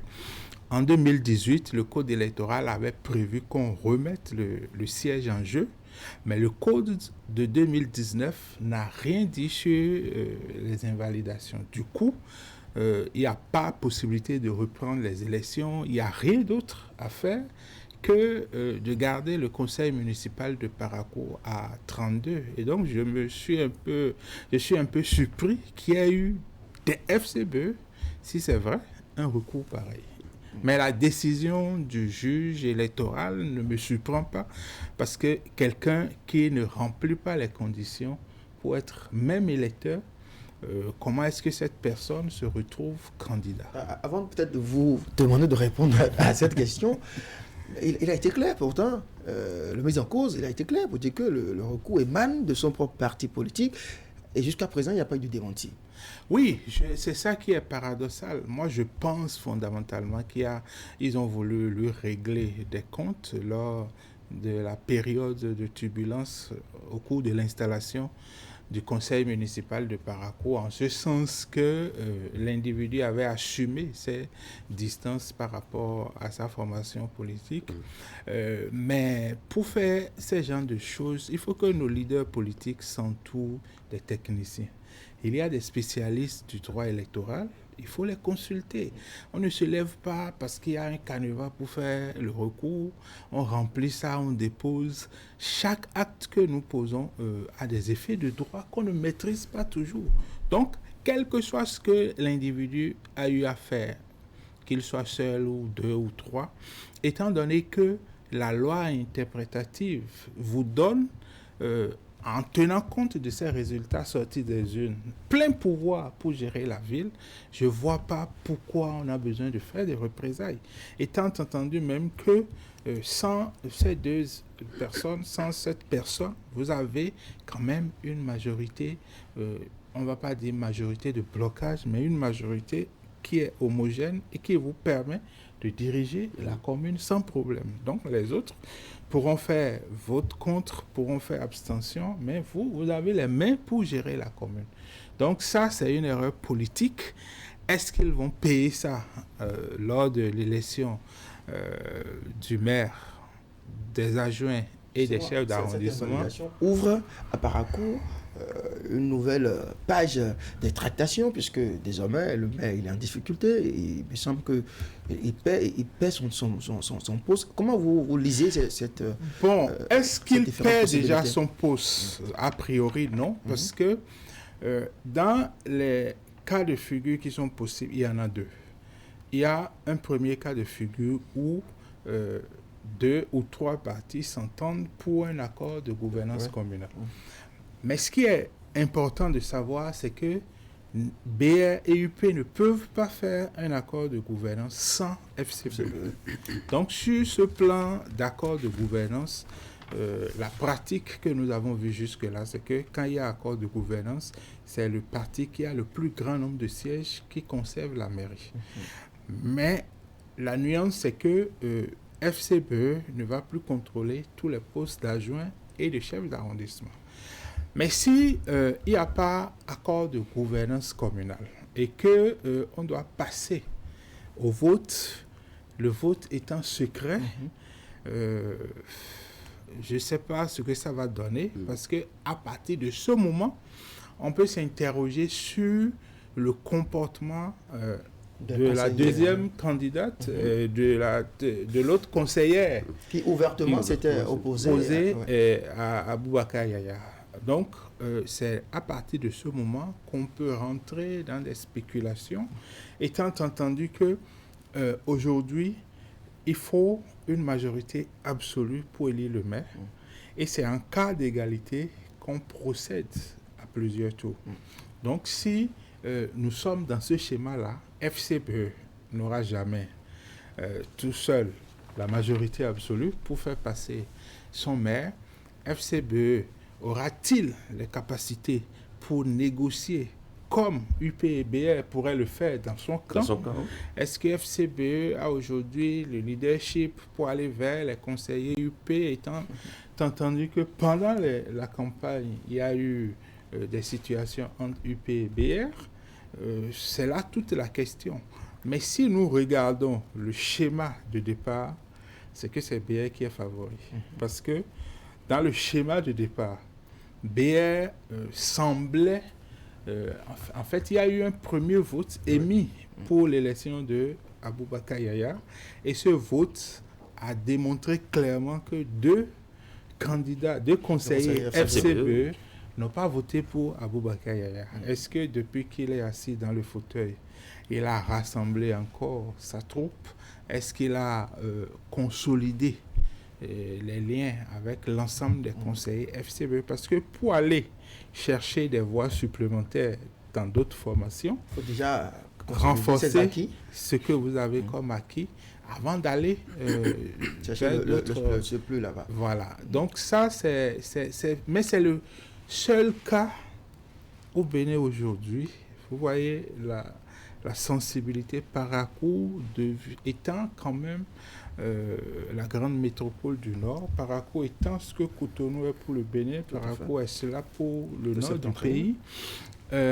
C'est quand même le seul conseil communal qui a la possibilité de ne pas être géré par accord de gouvernance communale. Parce que l'accord de gouvernance communale, c'est les chefs de parti qui se retrouvent dans un bureau et qui décident du sort de la commune, loin des conseillers qui sont légalement et constitutionnellement chargés d'animer cette collectivité territoriale. Donc, Parakou pourrait nous offrir, à moins d'un accord de gouvernance, je ne sais pas si ça sera FCB, BR, UP ou FCB, BR ou FCB, UP, mais à moins d'un accord de gouvernance communale, on va rentrer dans le vrai schéma de la décentralisation où c'est le conseil municipal qui élit son maire et donc une recomposition de la majorité municipale à Parakou qui peut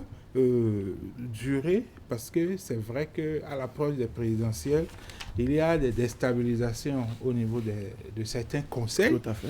Mais on est encore un peu loin. Déjà qu'il y a des questions de parrainage à venir. De parrainage qui vont exacerber ces conflits-là. Donc, ça donne l'occasion quand même, dans le paysage des 77 communes, d'une commune où le maire aura été élu par le conseil municipal, ce qui lui donne une légitimité supplémentaire pour gérer et conduire les affaires de la commune. Mais tout dépend des capacités de leadership au niveau. Parce que le schéma actuel, je ne veux pas parler de majorité de blocage, mais FCB aujourd'hui a la capacité de faire partie d'un accord de gouvernance ou d'aller au vote directement. Parce qu'ils ont quand même la moitié des conseillers, ce qui leur permet de s'asseoir à la table pour discuter d'éventuels accords de gouvernance.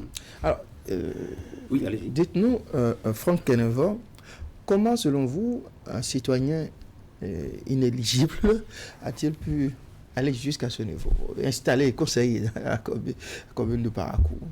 Bon, vous savez, on n'a pas numérisé les actes d'état civil, les casiers judiciaires, donc probablement ça fait un circuit peut-être avant, parce que la condamnation date de 2014. Quand même de 2014 à 2020, on aurait pu souhaiter que cela se retrouve dans son casier judiciaire. Maintenant, c'est là où les leaders politiques ne sont pas honnêtes avec nos tests, parce qu'ils savaient que le gars ne remplissait pas les conditions. Mais non seulement ils ont envoyé son dossier, mais ils ont gardé ça pour eux.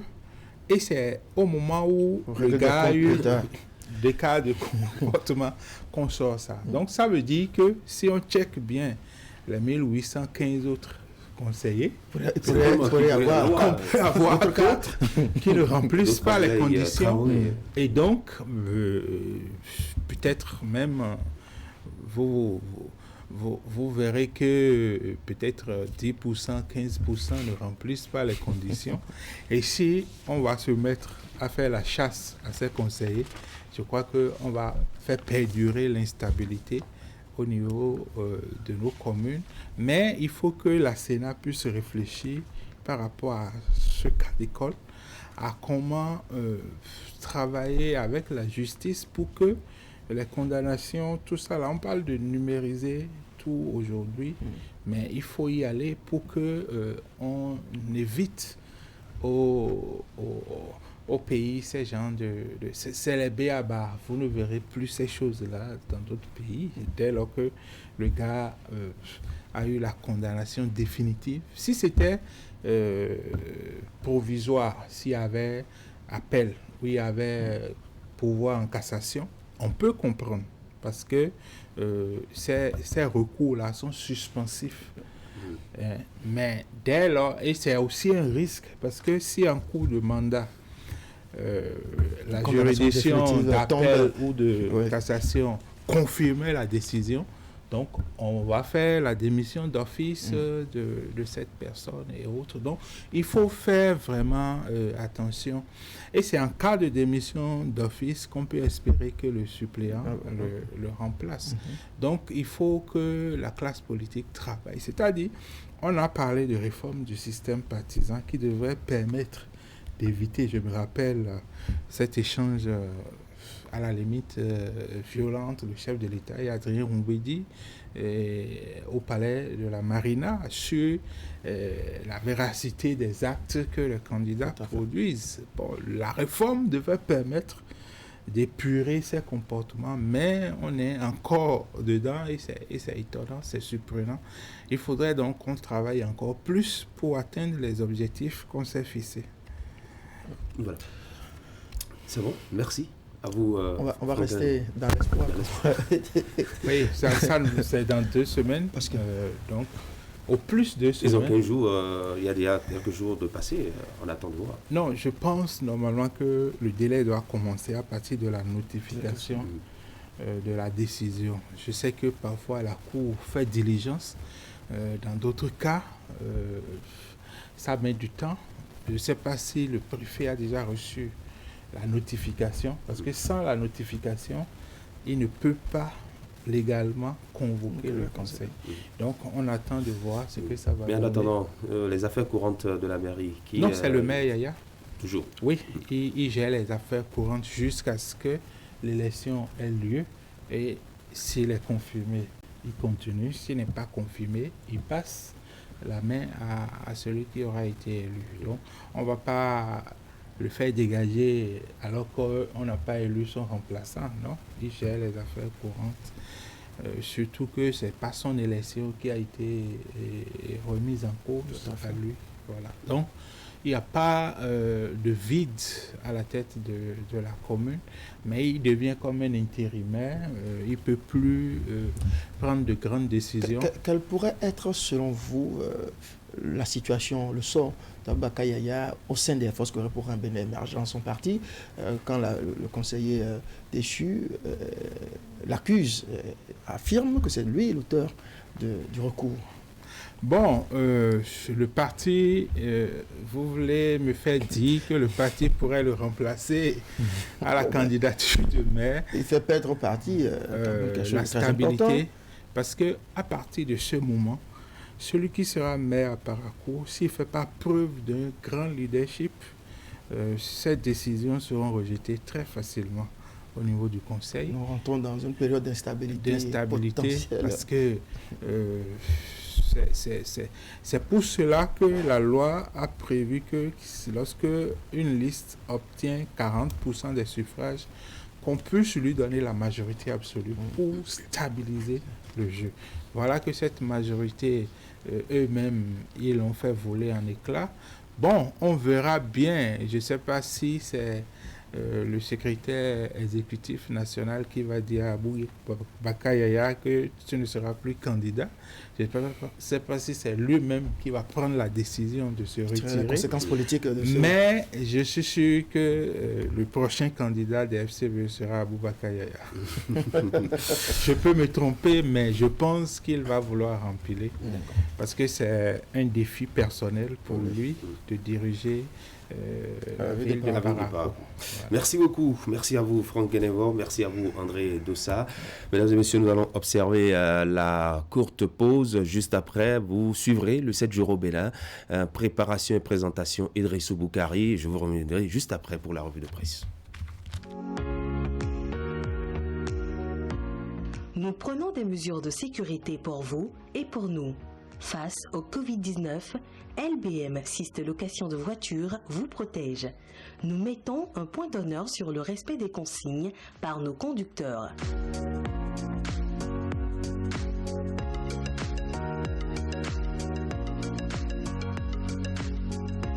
Nos véhicules sont systématiquement désinfectés avant et après chaque mission.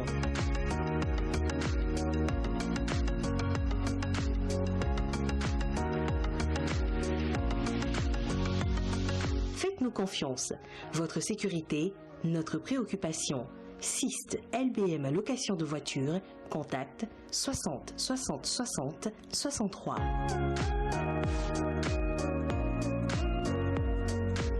LBM,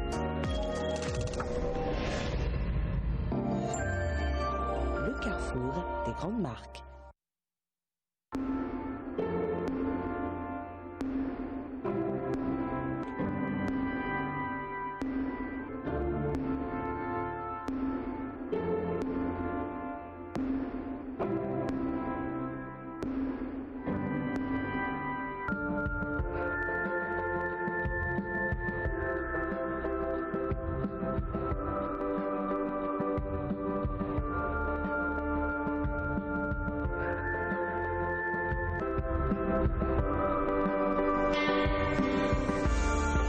Le point de l'actualité hebdomadaire sur la 3, c'est dans 7 jours au Bénin. Mesdames et messieurs, bonjour. Voici l'essentiel à retenir pour le compte de la semaine écoulée.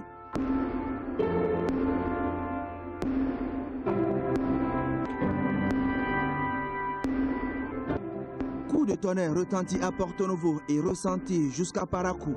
La Cour suprême a invalidé le siège d'un élu municipal, militant du parti Foscori pour un Bénin émergent et ordonne sous quinzaine la reprise de l'élection du maire et ses adjoints. Suite à cette décision, le conseiller concerné est monté au créneau jeudi pour apporter des clarifications. Ablaye Traoré Ousmane a fait par le passé l'objet d'une condamnation pour escroquerie.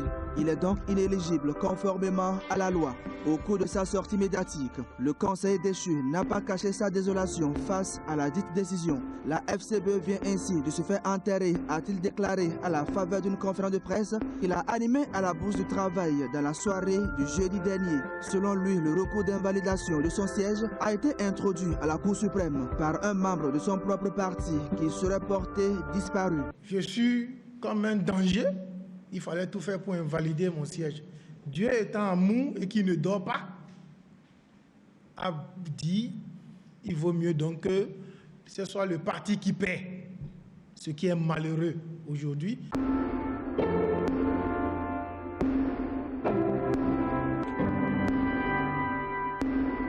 Le Forum politique de haut niveau des États-Unis sur les objectifs de développement durable, édition 2020, a connu son épilogue mardi dernier. Pour la troisième fois, le Bénin a participé à cette grande rencontre des États par visioconférence en raison de la pandémie du Covid-19. Le ministre d'État chargé du plan et du développement a fait le point de l'évaluation du Bénin aux professionnels des médias. Pour le ministre Ablaye Biochani, le Bénin est cité aujourd'hui comme bon élève en matière d'ODD, aussi bien par les Nations Unies que par les pays membres. Pour le ministre d'État chargé du plan et du développement, la crédibilité et la pertinence de l'action publique au Bénin ont été régulièrement évaluées et ceci sans ménagement. Dans ce cercle de décideurs de haut niveau, l'intervention du Bénin lundi dernier a permis de partager avec la communauté internationale 7 messages clés.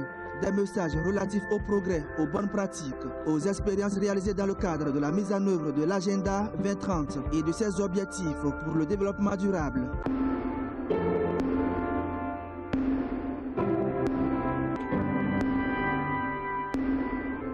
La réunion hebdomadaire des membres du gouvernement a eu lieu mercredi dernier sous la présidence effective du chef de l'État. À l'ordre du jour, plusieurs dossiers importants. Entre autres décisions, le décret portant attribution, organisation, fonctionnement du ministère de la décentralisation et de la gouvernance locale, transmission à l'Assemblée nationale pour autorisation de ratification de la convention signée entre la République du Bénin et le Royaume du Maroc en vue d'éviter la double imposition, de prévenir l'évasion fiscale en matière d'impôt sur le revenu et d'établir les règles d'assistance réciproque, le recrutement au profit des forces armées béninoises, de la police républicaine ainsi que des eaux, forêts et chasse au titre de l'année 2020. Dans la présentation du compte-rendu du Conseil des ministres, le porte-parole du gouvernement a apporté des précisions sur chacun des dossiers mis sur table.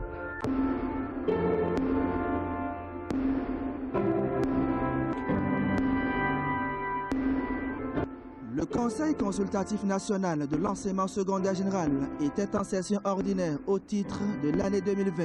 D'importants dossiers ont été examinés pendant les 2 jours de travaux en prélude à la prochaine rentrée scolaire.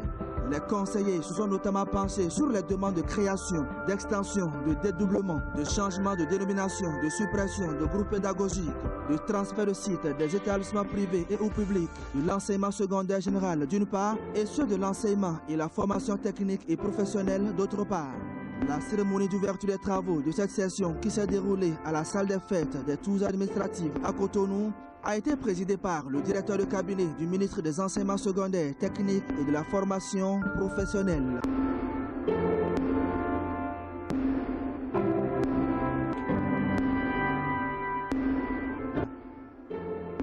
La lutte contre la cybercriminalité se renforce dans le monde et au Bénin. Et pour rendre cela plus efficace encore, l'Union européenne, le Conseil de l'Europe, l'Interpol et l'Agence nationale de la sécurité des systèmes d'information ont organisé un atelier de 3 jours à Cotonou. Des assises qui ont permis aux participants de renforcer leurs capacités en matière de lutte contre la cybercriminalité. Pour le directeur général de l'Agence nationale de la sécurité des systèmes d'information, l'atelier est une occasion de brassage entre divers acteurs. La rencontre de différents experts répond donc aux besoins d'échange d'expériences compte tenu de la spécificité et de la transversalité du sujet.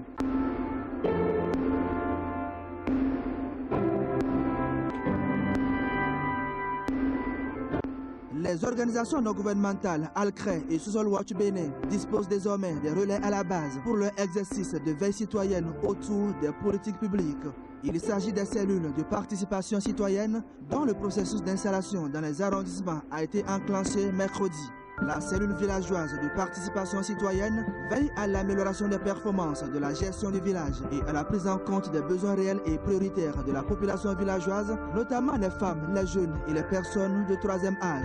Pour Martin Assoban, président du comité de pilotage et de suivi de Participe 2, les citoyens bénéficiaires finaux de toute action de développement doivent être au cœur de l'élaboration, de la mise en œuvre des politiques publiques, ainsi que les processus de leur budgétisation et de leur suivi et évaluation. Et c'est dans la commune de Tofo que le top de l'installation des cellules de participation citoyenne a été donné.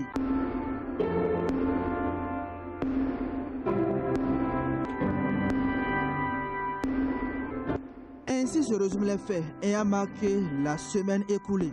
Merci de votre aimable attention. À lundi prochain pour un autre point de l'actualité hebdomadaire.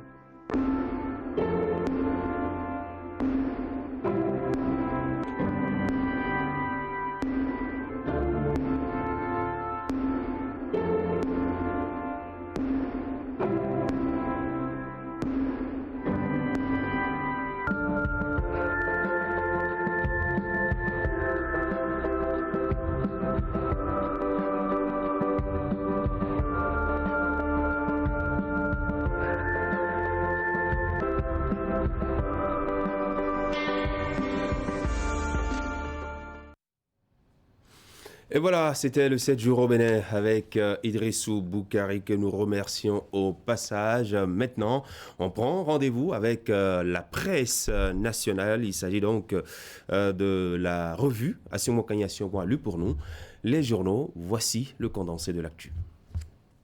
Vous êtes de nationalité béninoise, vous êtes âgé de 18 à 40 ans, vous êtes titulaire d'un diplôme de l'enseignement supérieur, bac professionnel, BTS ou DUT, licence professionnelle ou DTS, master ou ingénieur, vous êtes en quête d'un emploi ou d'une bonne expérience en entreprise en vue de votre insertion professionnelle, vous êtes immédiatement disponible, vous pouvez faire partir des 2000 bénéficiaires pris en charge chaque année par le gouvernement à travers le programme spécial d'insertion dans l'emploi. Pour ce faire, rendez-vous sur le site www.psie.bj. Remplissez les champs destinés aux candidats à l'emploi, inscrivez-vous et soumettez votre dossier. La suite réservée à votre dossier vous sera notifiée par SMS, par mail ou sur votre compte utilisateur PSIE que vous êtes invité à consulter fréquemment.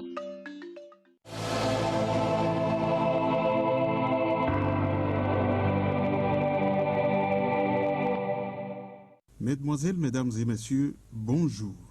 Sur l'ensemble du territoire béninois se déroule à partir de ce jour l'examen national du baccalauréat et matin libre de rapporter que 95 404 candidats planchent ce jour. 95 404 candidats composent au bac dès ce lundi. C'est ce qu'affiche le journal Les 4 Vérités qui ajoute qu'on y dénombre 35 049 filles et 60 355 garçons selon les statistiques rendues publiques par la cellule de communication de l'Office du baccalauréat. L'effectif a connu une baisse cette année. En effet, 100 024 ont composé en 2019 pour cet examen qui donne accès aux études supérieures aux lauréats. À en croire la nation, les ministres Éléonore Yahi Ladekan et Mavunyo Kakpo donnent ce lundi le top de l'examen au plan national depuis Fouillogbe dans le département du Mono. Bénin Intelligent rapporte la ministre de l'Enseignement supérieur et de la Recherche scientifique, Éléonore Ladekan Yahi, qui s'adresse aux candidats dans une exhortation et qui dit, citation, « Si vous pouvez le rêver, vous pouvez le faire, retenez que le succès est un parcours et non un hasard ». Fin de citation. Et à près de 600 km de Cotonou, plus précisément à Djougou, au nord-ouest du Bénin, le maire Abdoul Malik Seibou Gomina n'a pas oublié les candidats de la commune. Il les encourage, citation, « Au nom de mes collègues du conseil communal, je voudrais vous souhaiter beaucoup de courage et surtout du succès et vous rassurer de ce que les épreuves auxquelles vous serez soumis sont de votre niveau. Restez donc serein et ne cédez point à la peur ni à l'angoisse afin de faire de notre commune la première de notre département en particulier et du Bénin en général. C'est le souhait de mon conseil communal et nous savons pouvoir compter sur vous. » Fin de citation. Et puis revenant sur la gestion des notes à l'INGEPS, Bénin Intelligent informe que l'Académie retrouve ses prérogatives et rapporte que le recteur de l'université d'Abomey-Calavi, Maxime Dacruz, et sa suite ont eu une rencontre avec le directeur de l'INGEPS et les enseignants. La descente lui a permis de se rendre compte de la gravité des faits dénoncés. À l'issue des échanges, il a été question que le directeur rapporte les décisions qu'il a prises. Il doit notamment retourner à l'académie ses prérogatives concernant la gestion des notes. De plus, il doit revoir sa position, son attitude envers ses collègues enseignants. Pour le journal, le recteur met ainsi fin à la pagaille et ailleurs sur l'échiquier politique. Le quotidien Fraternité s'intéresse au contrôle de la municipalité de Parakou et estimant que tous les calculs sont permis, note le suspense autour d'une bataille avec en amont une égalité parfaite entre les FCBE et les deux blocs de la majorité présidentielle. Selon le journal, désormais à 16 après la perte d'un siège contre 16 dans l'expectative d'une union BR-UP, l'opposition devra sérieusement batailler pour déjouer les pronostics. Mais a priori, plus dure sera la capacité des FCBE à rester unis, surtout que la conseillère Alimatou Abdoulaye a prouvé à plus d'un que des ambitions, elle en a et est prête à saisir la moindre occasion. Du côté des deux blocs de la majorité présidentielle, il faut également composer avec de possibles frustrations. Si le BR voudra, avec 12 conseillers, sans doute avoir le contrôle de la mairie de Parakou avec le soutien de l'UP, qui dispose de 4 conseillers, personne n'en voudra aux progressistes s'ils font monter les enchères. En tout cas, la bataille sera très dure, car en croire le conseiller Ousmane Traoré sur l'invalidation du siège des forces Kori pour un Bénin émergent rapporté par le matinal, la main visible vient de notre parti. Le Soleil Bénin Info fait observer à ce sujet qu'on pensait lui faire du mal, mais cela s'est retourné contre le parti qui va certainement perdre le contrôle de la mairie. Sous quinzaine, le conseil doit être renouvelé. FCBE est plus proche de la tombe que de l'exploit, conclut le journal. Dans la suite, Nouvelle Expression parle ce matin de la mise en œuvre de la télévision numérique terrestre pour rapporter que dans le but d'échanger sur le processus de mise en œuvre du bouquet TNT du Bénin et de renforcer l'implication des chaînes de télévision privées, le ministre de la Communication et de la Poste, Alain Orunla, a initié une rencontre avec les responsables des dites télévisions. Cette rencontre, qui est la première d'une série, a permis au ministre de recevoir les propositions des promoteurs des chaînes de télévision privées afin que la transition de l'analogie au numérique soit aussi en leur faveur. Relance du secteur privé après la pandémie du coronavirus, la CCIB pense à l'avenir du secteur privé après la Covid-19, rapporte ce jour Fraternité, qui écrit que tel est l'objectif de la Chambre de commerce et d'industrie du Bénin en initiant le vendredi 17 juillet dernier un forum en faveur des acteurs du secteur privé ayant pour thème « Perspective pour le secteur privé du Bénin après la Covid-19 ». Ce forum a réuni par visioconférence des communicateurs avertis de l'univers des affaires. Pour l'économiste du Bénin, les différentes propositions et contributions issues de ce forum virtuel serviront bientôt de bréviaire pour l'édification d'un secteur privé fort et conquérant. Selon le journal, au terme de ce rendez-vous virtuel qui a connu plus de 300 participants, il est prévu la rédaction d'un livre blanc pour donner une orientation claire au modèle de développement à mettre en place pour faire du Bénin un pôle industriel en Afrique de l'Ouest. Dans le secteur agricole, la presse du jour révèle que le gouvernement sauve des vies humaines en interdisant l'importation des œufs de table. Le journal explique que contre les tests de loi, des commerçants importent au Bénin des œufs dont la qualité est douteuse.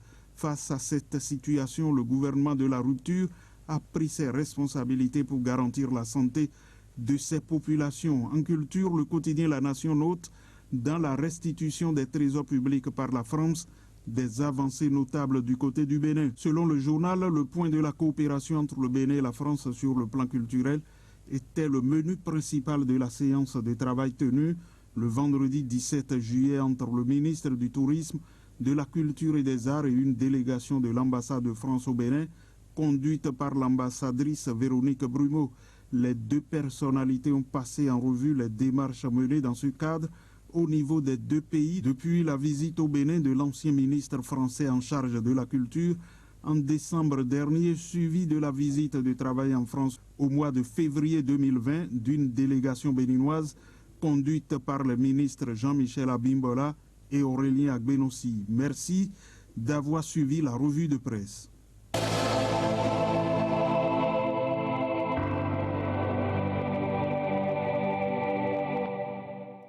Merci d'avoir suivi la revue de presse, merci d'avoir suivi Actu Matin et merci à toutes les équipes de préparation, de présentation et de diffusion de cette émission. On va dire merci à toute l'équipe technique conduite par Christelle Polécon, merci à Achille Kadia, Eder Nkpevi, Francis Kokou et à Sylvia Hontonji, notre maquilleuse du jour. Merci à tout le monde.